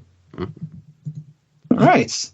Got a this is an important picture for you to see as well, just so you know. A little old, but all right. So next up, We Need Wrestling. Brett and DJ just embracing the spirit of this tournament. This tournament is designed obviously to find a young upstart and maybe give them that at odds bump, give them that next nudge to push them up another level in their career, much like we did with Orange Cassidy and Danhausen and Avery Good and the Boar. But Brett and DJ have selected Sting. A good pick. Yeah, it is a good pick. Sting was on my short list. All right. And this is why I wanted to go last, because I wanted other people who are not directly involved with the show to have picks, right? Absolutely. And lastly, IW Guide, Jay Gold, has reached out to me to inform me that their selection is Alec Price. Okay. So, big name there. All right, Joe, I'm going to say this before you go any further. All right. As you've said many, many, many times, yes. Whenever you're like, oh, that's Adam's thing. Don't bother me. Bother Adam. He's in charge of this. He's in charge. Don't bring this on me. So you've said many, many times that this is my thing and I am the final say. Right. So go ahead, Joe. Try to figure out a way to weasel your pick onto here, and then I'll just tell you that he won't be on here. So go ahead. The floor is yours. Okay. So obviously Adam has in the past purposely tried to weigh things against his friends. For the better part of the last 4 years, he purposely screwed with the Boar until just the sheer handsomeness, height, size, everything that the Boar was able to jam his way and win the tournament after the fourth attempt. Adam colluded with a much bigger personality in the podcasting and internet space than he, purposely to screw me out of things last year, where I just come in, I'm looking to have fun. I want to put fun people in the tournament and see what happens, right? And then, what? No, I'm sorry. I thought I muted. Go ahead. Okay.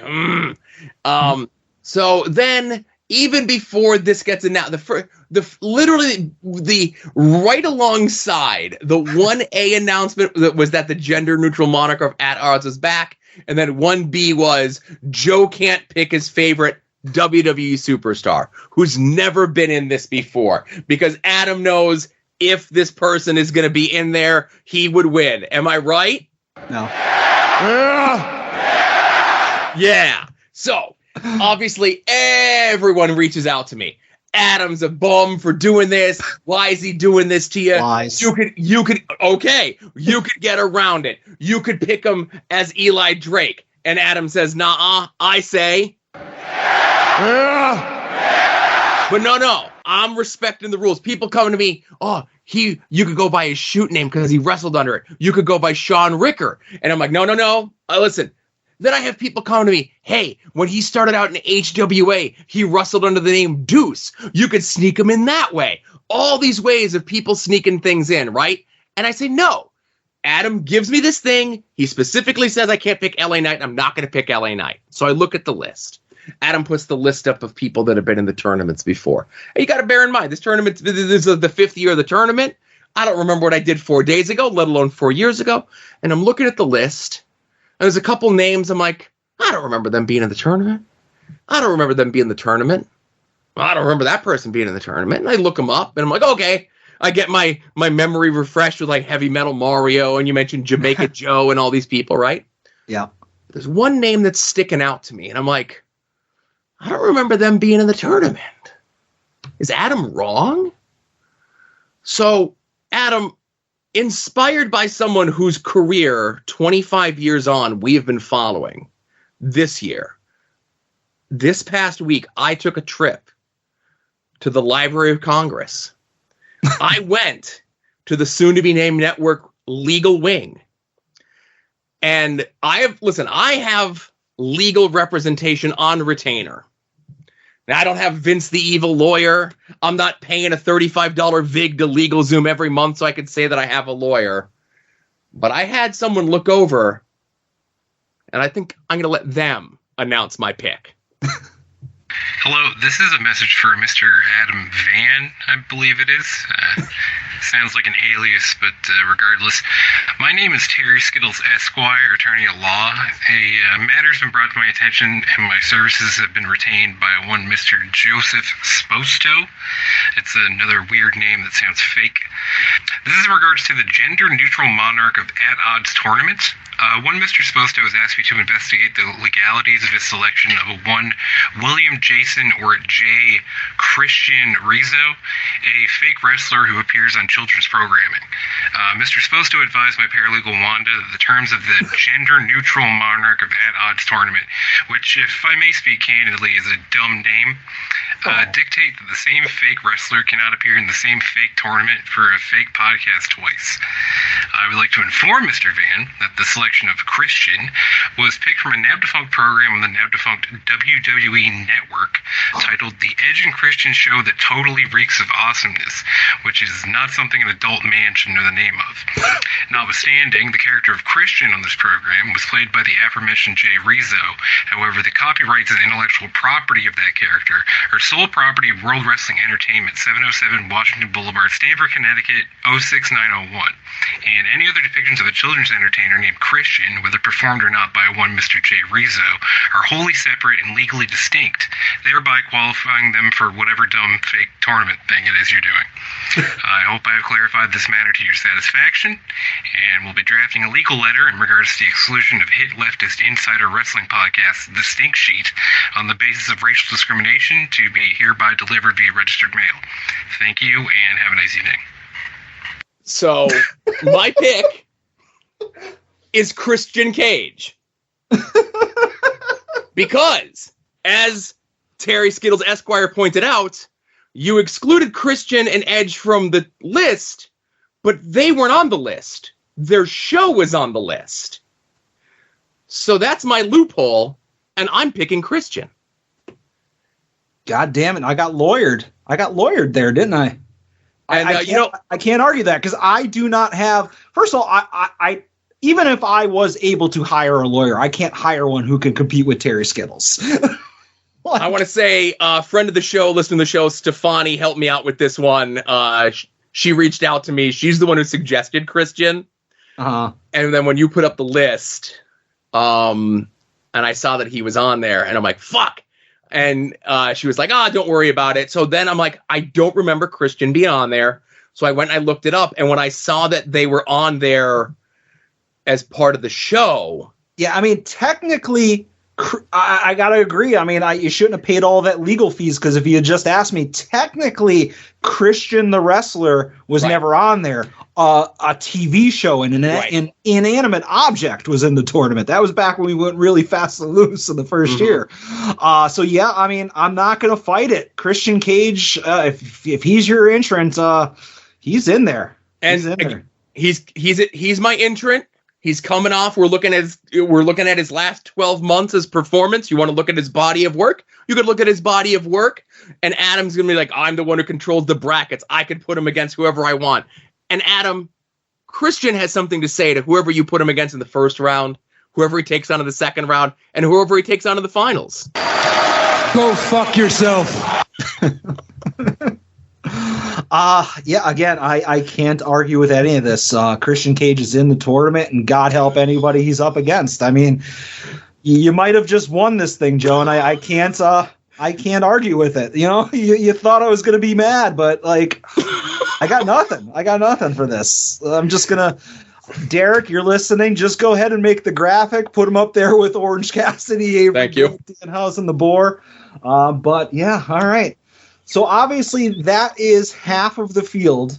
Once again, Jeff Cannonball, Chris Statlander, Alec Price, Ryan Kaplan, Kalani Jordan, Sting, Brandon St. James, and Christian Cage. Next week, I will announce the remaining 8 people, the final 8 people, as well as the brackets. And voting will begin the next day. So thank you to everybody who submitted their picks, even you, Joe. Again, I do not want to get in the sights of your legal counsel ever again. I do not have the money for that. He would drain me dry. But yeah, so next week we will have the final 8 competitors and the brackets. So I can still be bribed if anybody wants to slide into my DMs with a suggestion. But I want to say I have 6 concrete people, and then I have like 4 people that I have to fit down to the final 2. You know, so we're going to figure that out, but that'll be all announced next week. Cool. All right. But cool. I love that. And thank you. What do they call them when they're a lawyer? Thank you, Lawyer Skittles. Listen, I was gonna come in here and say, listen, you come on here and you talk about your legal representation. You know, the greatest professional wrestling lawyer, Smart Mark Sterling. You got 21. I'm coming to the table with 22. You want to play blackjack? My lawyer's probably got one of those too. And thank you very much for Terry Skittles for taking time out of your busy day of going to get a vape and dinner to record that for me. Counselor was the word I was looking for. Counselor, yes, thank you. Counselor. And his secretary Wanda. I think that's the first time we've heard her mentioned. Oh, that's got to put her on the spreadsheet. Yes. Can we start using Dagathor? I heard he fell into public domain. No. I'm kidding. It is a one-time bit. Like I said, it was. Let's just say it was cleared by all parties involved, right? Yeah. All right. So let's get into the plugs. You know, we mentioned Jerry's Internet Wrestling Emporium. You know, we got the promo code @odds. Go sign up if you're a new subscriber. We get a little bit of a kickback. You know, we talked about the Matt Tremont Cruel thing that aired last week on Halloween. Ed and I discussed that. Again, if that's your thing, check it out. They're trying to do something a little bit different with these characters. I know Ed said it really wasn't his thing, and I got an earful from Jerry because he listened to the podcast, but not in a negative way, but just kind of they were on a really tight timetable with everything involved. You know, and obviously, if you see the show image this week, you know, you see what the next steps in that storyline are. Nothing's been announced yet, but we are approximately, if I do my gazintas, like 7 weeks away from the next LVAC show. So I'm sure announcements of talent and matches and so forth are going to be rolling out any day now. TeePublic is pretty much on sale for almost the entire month of November from today until the end of the month. From now until the 19th, it's 35% off everything. And any of the odds designs that are up there, any of the soon-to-be-named network designs that are up there, Longbox Heroes designs that are up there, Final Wrestling Place designs up there, the Terry Lies shirts and the Terry Still Lies shirts, you can get those through TeePublic, 35% off from now until the 19th. And is there anything? Oh, the Pigskin Pick'ems. Again, I'm not wearing it right now, but I do have to doff my John Cena cap to Adam. I have slipped to 6th place, and Adam is currently in 4th place. And again, halfway through the season, I'm sure Adam's doing a lot of readjusting of his picks and looking at waiver lines and doing a lot of work. But again, I did about 20 minutes of work 3 months ago, and I never have to think about it again. So who's the real winner? Can I tell you something? So obviously, I've mentioned before that the thing that's bit me in the ass is I'll set, like, whenever like Tuesday comes along and the previous week is over, I'll sit down and I'll go through and I'll do the next week's picks, you know? And then, like, in the minutes leading up to kickoff, I'll look again and I'm like, oh, I'm going to change this. I'm going to change this. I'm going to change this. And 9 times out of 10, I'm wrong, you know? And I'm like, if I had only just left it be, I would have been, like, better off. Right. During the games this past Sunday, I thought to myself, I'm like, oh, God damn it, I got that one wrong. I got that one wrong. I got that one wrong. I thought I had a terrible week. And I said to myself, I was like, you know what, Adam? You don't care about the Pigskin Pick'em. The Pigskin Pick'em doesn't matter. All you care about is fantasy football. So don't worry about, like, the fact that you tanked the week. And I made it a point to not even look at the stuff. Like, I avoided the rankings.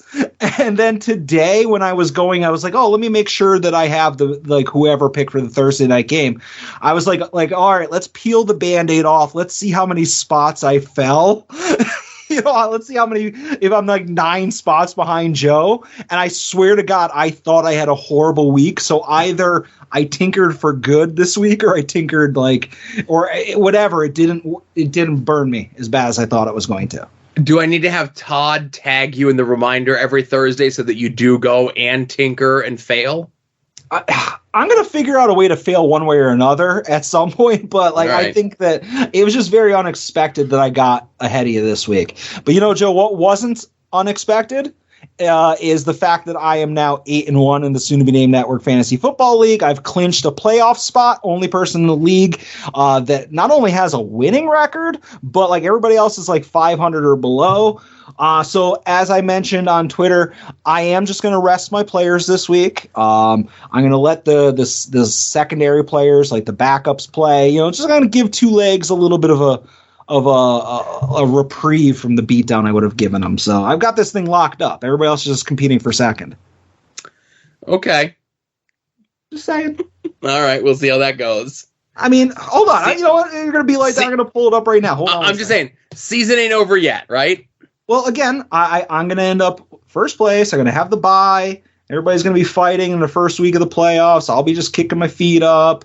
Let's see. Hold on. That is the trade between Mr. Tim and Marcus. A little bit of collusion there. I am 8-1. The next closest team is the aforementioned Marcus at 5-4. 5-4. That's barely over 500. That's like Cleveland Browns territory. I got this. Okay. The only person who ever beat me was the guy who took a kicker number 1 overall, and that was a fluke. Right. You erase that one loss, and I'm undefeated. That's not how that works. I'm just saying, season ain't over yet. Can I just mention the very first time I played fantasy football, and this is like 2005 or something like that. I lost in week 1, and then I went on a winning streak, and I was like at like the midway point of the season, I was like 9-1. And the guy who beat me, every single week after he beat me in the message board of the Fantasy Football League, I was making fun of his team. You know, just a gentle ribbing. You know, I would just be like, oh, you started this guy. What'd you do that for? Blah, blah, blah. And he quit the league mid-season. And obviously the people that were playing against this guy in the subsequent weeks were getting like, okay, this guy didn't set a lineup, so they're just getting automatic wins. So I politicked that if they're getting automatic wins from like week 8 and on, then technically we should vacate all of his wins. And the commissioner agreed with me, and I ended up going undefeated because we erased that loss, and then I lost in the championship game. But that doesn't matter. The fact is, I bullied somebody out of a fantasy football league. And then you don't see the irony of you being bullied in a popular Facebook group for a popular toy podcast? Hey, listen, we attract what we love, all right? All right. Fair enough. You know what also is fair, Joe? These podcasts. And those podcasts are Long Box Heroes After Dark, We Need Wrestling, Porch Talk, Viewer's Choice, Indie Wrestling Guide, Wings on Wings, Hayabusa, The Stink Sheet, Chicken Salad Pod, Final Wrestling Place. I need anabolic steroids from this doctor right now. Anabolic steroids is a logical next step. Steroids are awesome. I don't care what anybody says. Right. I agree. All right, let's start the show. All right.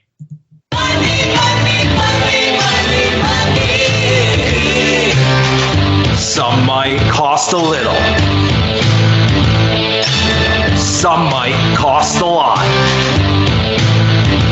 But I'm the $100 Vansky. And your figures will be bought. Money, money, money, money, money.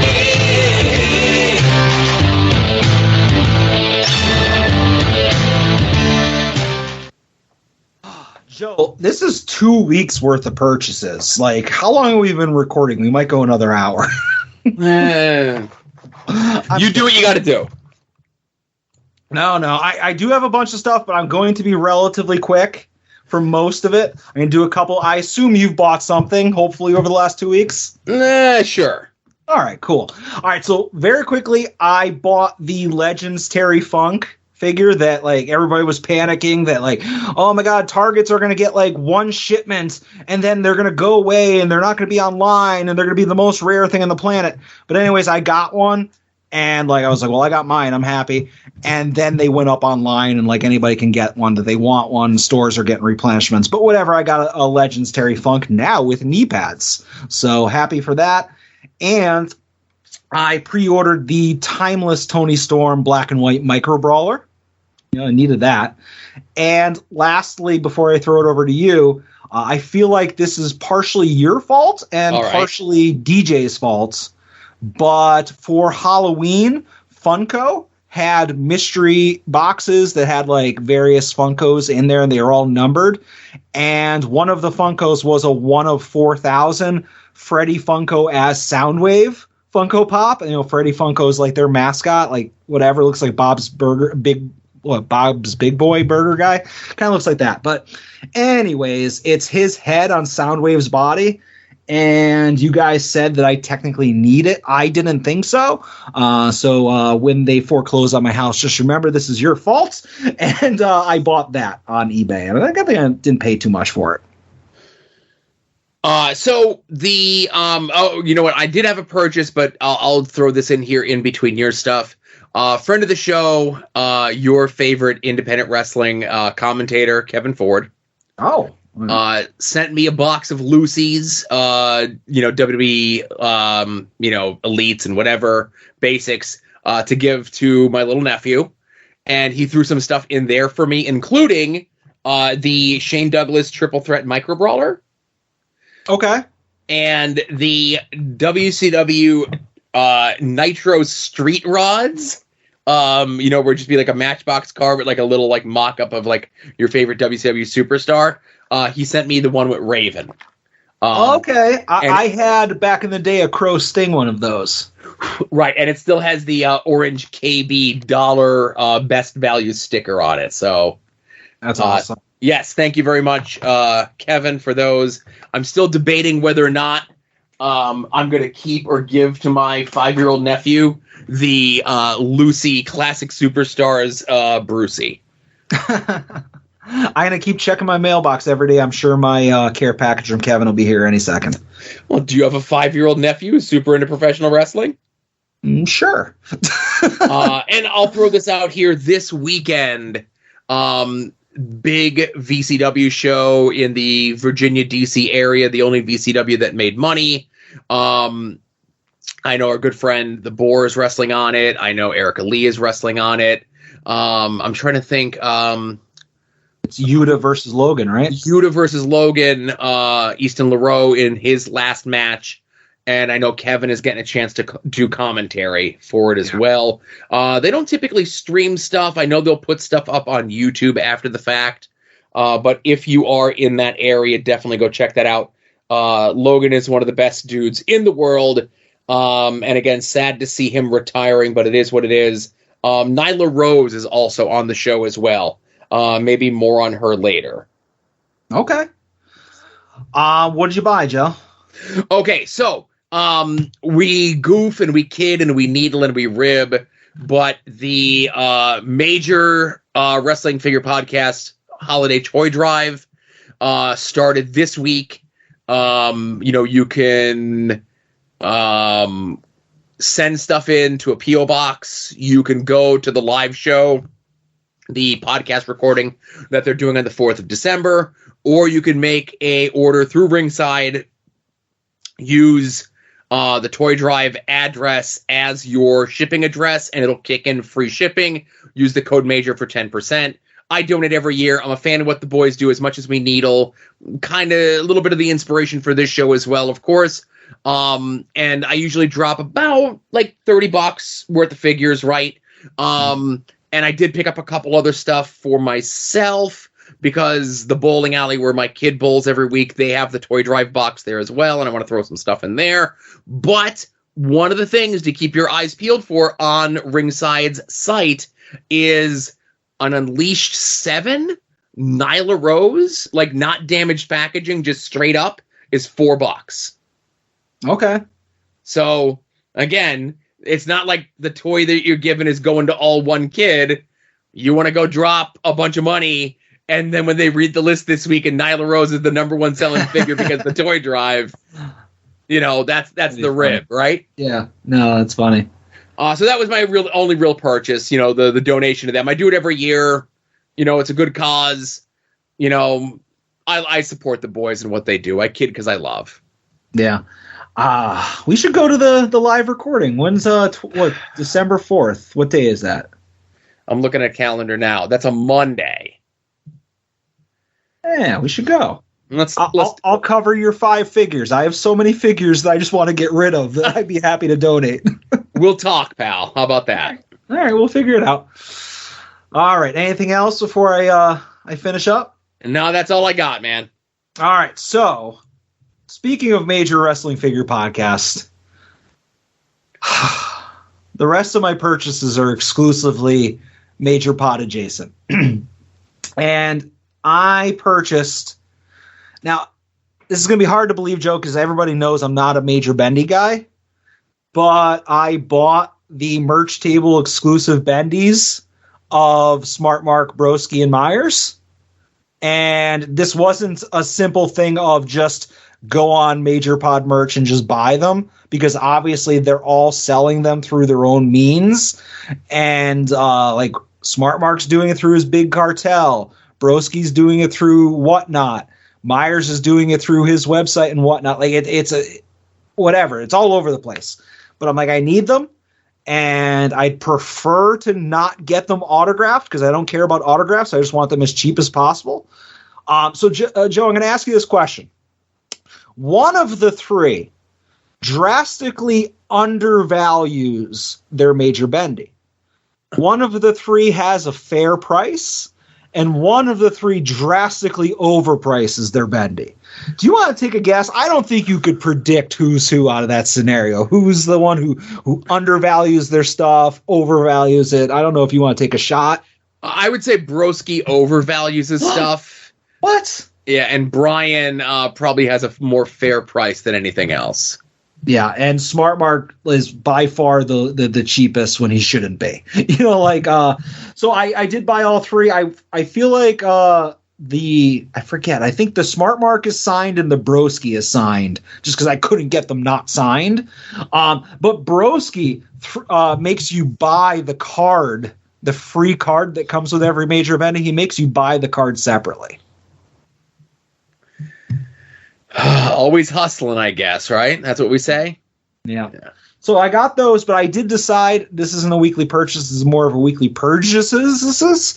I started going through my bendies, and I sold last week a bunch of the Danhausens.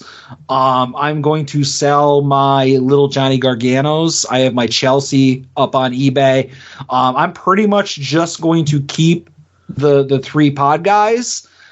Maybe my Brian Pillman and my Raven, and like that's it. And that's all I'm gonna have. All right. I just I mentioned this on the Shawnee interview podcast. Like, why do I need a rubber guy if I can get like a real figure of the person? And that's why I didn't order like the Andre or the Macho Man or any of that stuff. And yes, I can get like a real figure of Broski and Hawkins, but like, I don't know. I gotta set some rules. Yes, you do. Speaking of violating rules, Joe, the last thing I bought, and this is a situation of striking while the iron is hot, and who could forget quite possibly the greatest hardcore death match of indie wrestling, happening just over 2.5 years ago or whatever, 2 years ago. And that is Matt Cardona, the Deathmatch King, versus Nick Gage. Quite possibly Nick Gage's only good match in his career. Zombie Sailor announces that he is going to put up for pre-order the Broski Nick Gage 2-pack. They show off the renders or whatever, the pictures of it, and announce that it's going to go on sale Thursday, today at 9 p.m. And then Ringside is like, oh, wait, we'd like to get some of that money as well, and we've been dragging our feet on a 2-pack. So we're going to put ours up for pre-order just so that we can try to undercut the Zombie Sailor money, whatever. So Ringside a couple days ago puts up 2 different 2-packs, a bloody and a non-bloody. Those go up for pre-order, I don't know, Tuesday, whatever. And then as we started our recording for people in the Major Pod Facebook group, Zombie put up a pre-sale password for his. And yeah, I might have bought all of them, and I really feel dirty, and I hate it. Like I instantly, after I bought the Ringside ones, I was like, these figures fucking blow. And like, if I'm gonna hate a purchase, like I'm gonna hate myself for buying the Zombie figures, because like Zombie's he is what he is. Like at least at the end of the day, like 6 to 10 months later, I'm gonna get like a nice product in my hand. But I'm like, oh man, these Ringside figures look like shit. Did you just say 6 to 8 months later is off a Zombie purchase? Well, he claims that they're going to be in hand in like a month. So I'm just adding like 5 to 7 months to that date, you know? Gotcha. Still waiting on an update for that Gargano I bought last December anyways. You know, but I've said this before. I went to that show. Say what you want about Broski, but I came out of that show being like, fucking A, this was the best thing ever. I almost spent $1,000 on the goddamn boots. So like the fact that like I spent a couple $100 on some Broski Gage figures today and over this past week, I feel like I got off light in that situation. It just sucks that like these are like so many years later. Like these toy companies like, oh, Zombie's like, I spent over $100,000 in development on this 2-pack. Well, that's smart. But these Ringside figures look so bad. I am almost tempted, if it wasn't for the fact that I went to this show and I loved it so much and I was so pumped that I was there live, like I feel like I need to be a completist for these 3 figures. But like I'm kind of tempted to just email Ringside and be like, can you cancel these? And they will. But like I am going to keep them, but I feel dirty about it. I think you really only need the Zombie ones. So I remember people saying the Ringside ones looked bad. I thought they just looked fine. They didn't look terrible. The Zombie ones, like the most recent pictures that he put up this week, they did look really nice. I know a lot of the early prototypes of the Zombie ones didn't look great. They look like... Oops, sorry. What the hell are you doing? I opened up a thing from Tim in the Discord and it played audio of Dusty Rhodes immediately. Oh, don't do that. All right. So I don't know. Again, it's what do they call it? It's a flashback figure because it's been so long since the match happened. Defining moments. Defining moments. That's what it is. I don't know, man. Like I said, I get it, and like I said, I give Broski a hard time, but I get being there. I get like the moment. I get like this is like the thing that turned Broski's career around and like gave him like a third lease on life. Not that he was doing bad in the first place, but it was just like the woo-woo guy thing, the initial release, and then this. It was like these 3 levels, these 3 waves that he's been riding, pun intended, for the last like 12 plus years. You know, kudos to him. He's just not my guy. Yeah. No, I that's fine. And I get that. And I get that like 90% of the people listening to this are going to be like, fucking, you just wasted that money. And I did waste the money. But again, like I said this before, I've gone to LVAC shows that I love. I've gone to AIW shows that I absolutely love. That stupid GCW Homecoming show, like that's probably going to be my favorite indie show I've ever been to, just because of the spectacle and the shock and the ramifications of the indie wrestling world over the next year or so. Like it's just, I love that event. And like I love the fact that like even like Brett and DJ, who are not Broski fans, they went to it, and I I challenged them to say that they did not leave, at least that night, as Cardona fans. It might have wore off the next day. Yeah. You know what I'm saying? But, like, they left there very impressed by what we watched. So my buddy Dave, who's not even really a wrestling fan, he just went to go. Like, he fucking loved it. So I'm like, all right, if I spend a couple $100 on some figs, whatever, you know? Right. And just to kind of end around to what we had mentioned before, I had teased Logan online that he's not really retiring, that this is just his Virginia retirement, right? Yeah. And the show is being advertised as his farewell and his final match and everything else like that. And then I'm looking at his social media. So that match is this weekend on the 11th. And then I see he's wrestling for a company called Fight Pro in New Jersey on July 19th. Now, that's not being advertised as his New Jersey retirement, but there's still time for it to be advertised as his New Jersey retirement. He's going to do a retirement tour in every state like Terry Funk did. Like, no, this wasn't my real retirement. It's just my Japan retirement. No, it wasn't my Japan retirement. It was my All Japan retirement. No, this wasn't my retirement. This is just my Amarillo retirement. Yeah. But again, I kid because I love it's just funny that when he first announced it, I'm like, you'll be back. It's just your Virginia retirement, like you're Terry Funk. And then I was looking up the stuff for the show this weekend. I'm like, if he's done, why does he even match next weekend? What the hell's going on here? Yeah. And I mean, he could always, if he wanted to, he could always just like try something new, maybe put on a mask or something like that and just go on wrestling. We never know. Right. Again, it's Logan Easton LaRue's retirement. It's not Blank's retirement. I get it.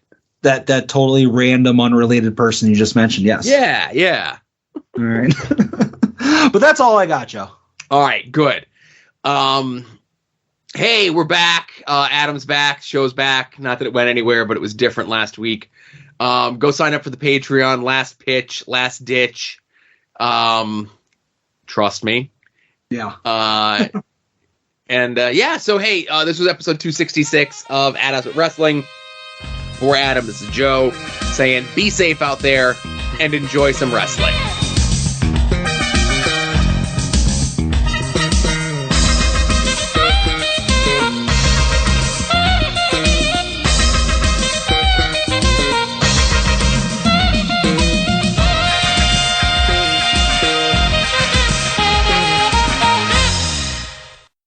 You're listening to the soon-to-be-named network, the Lamborghini of podcast networks.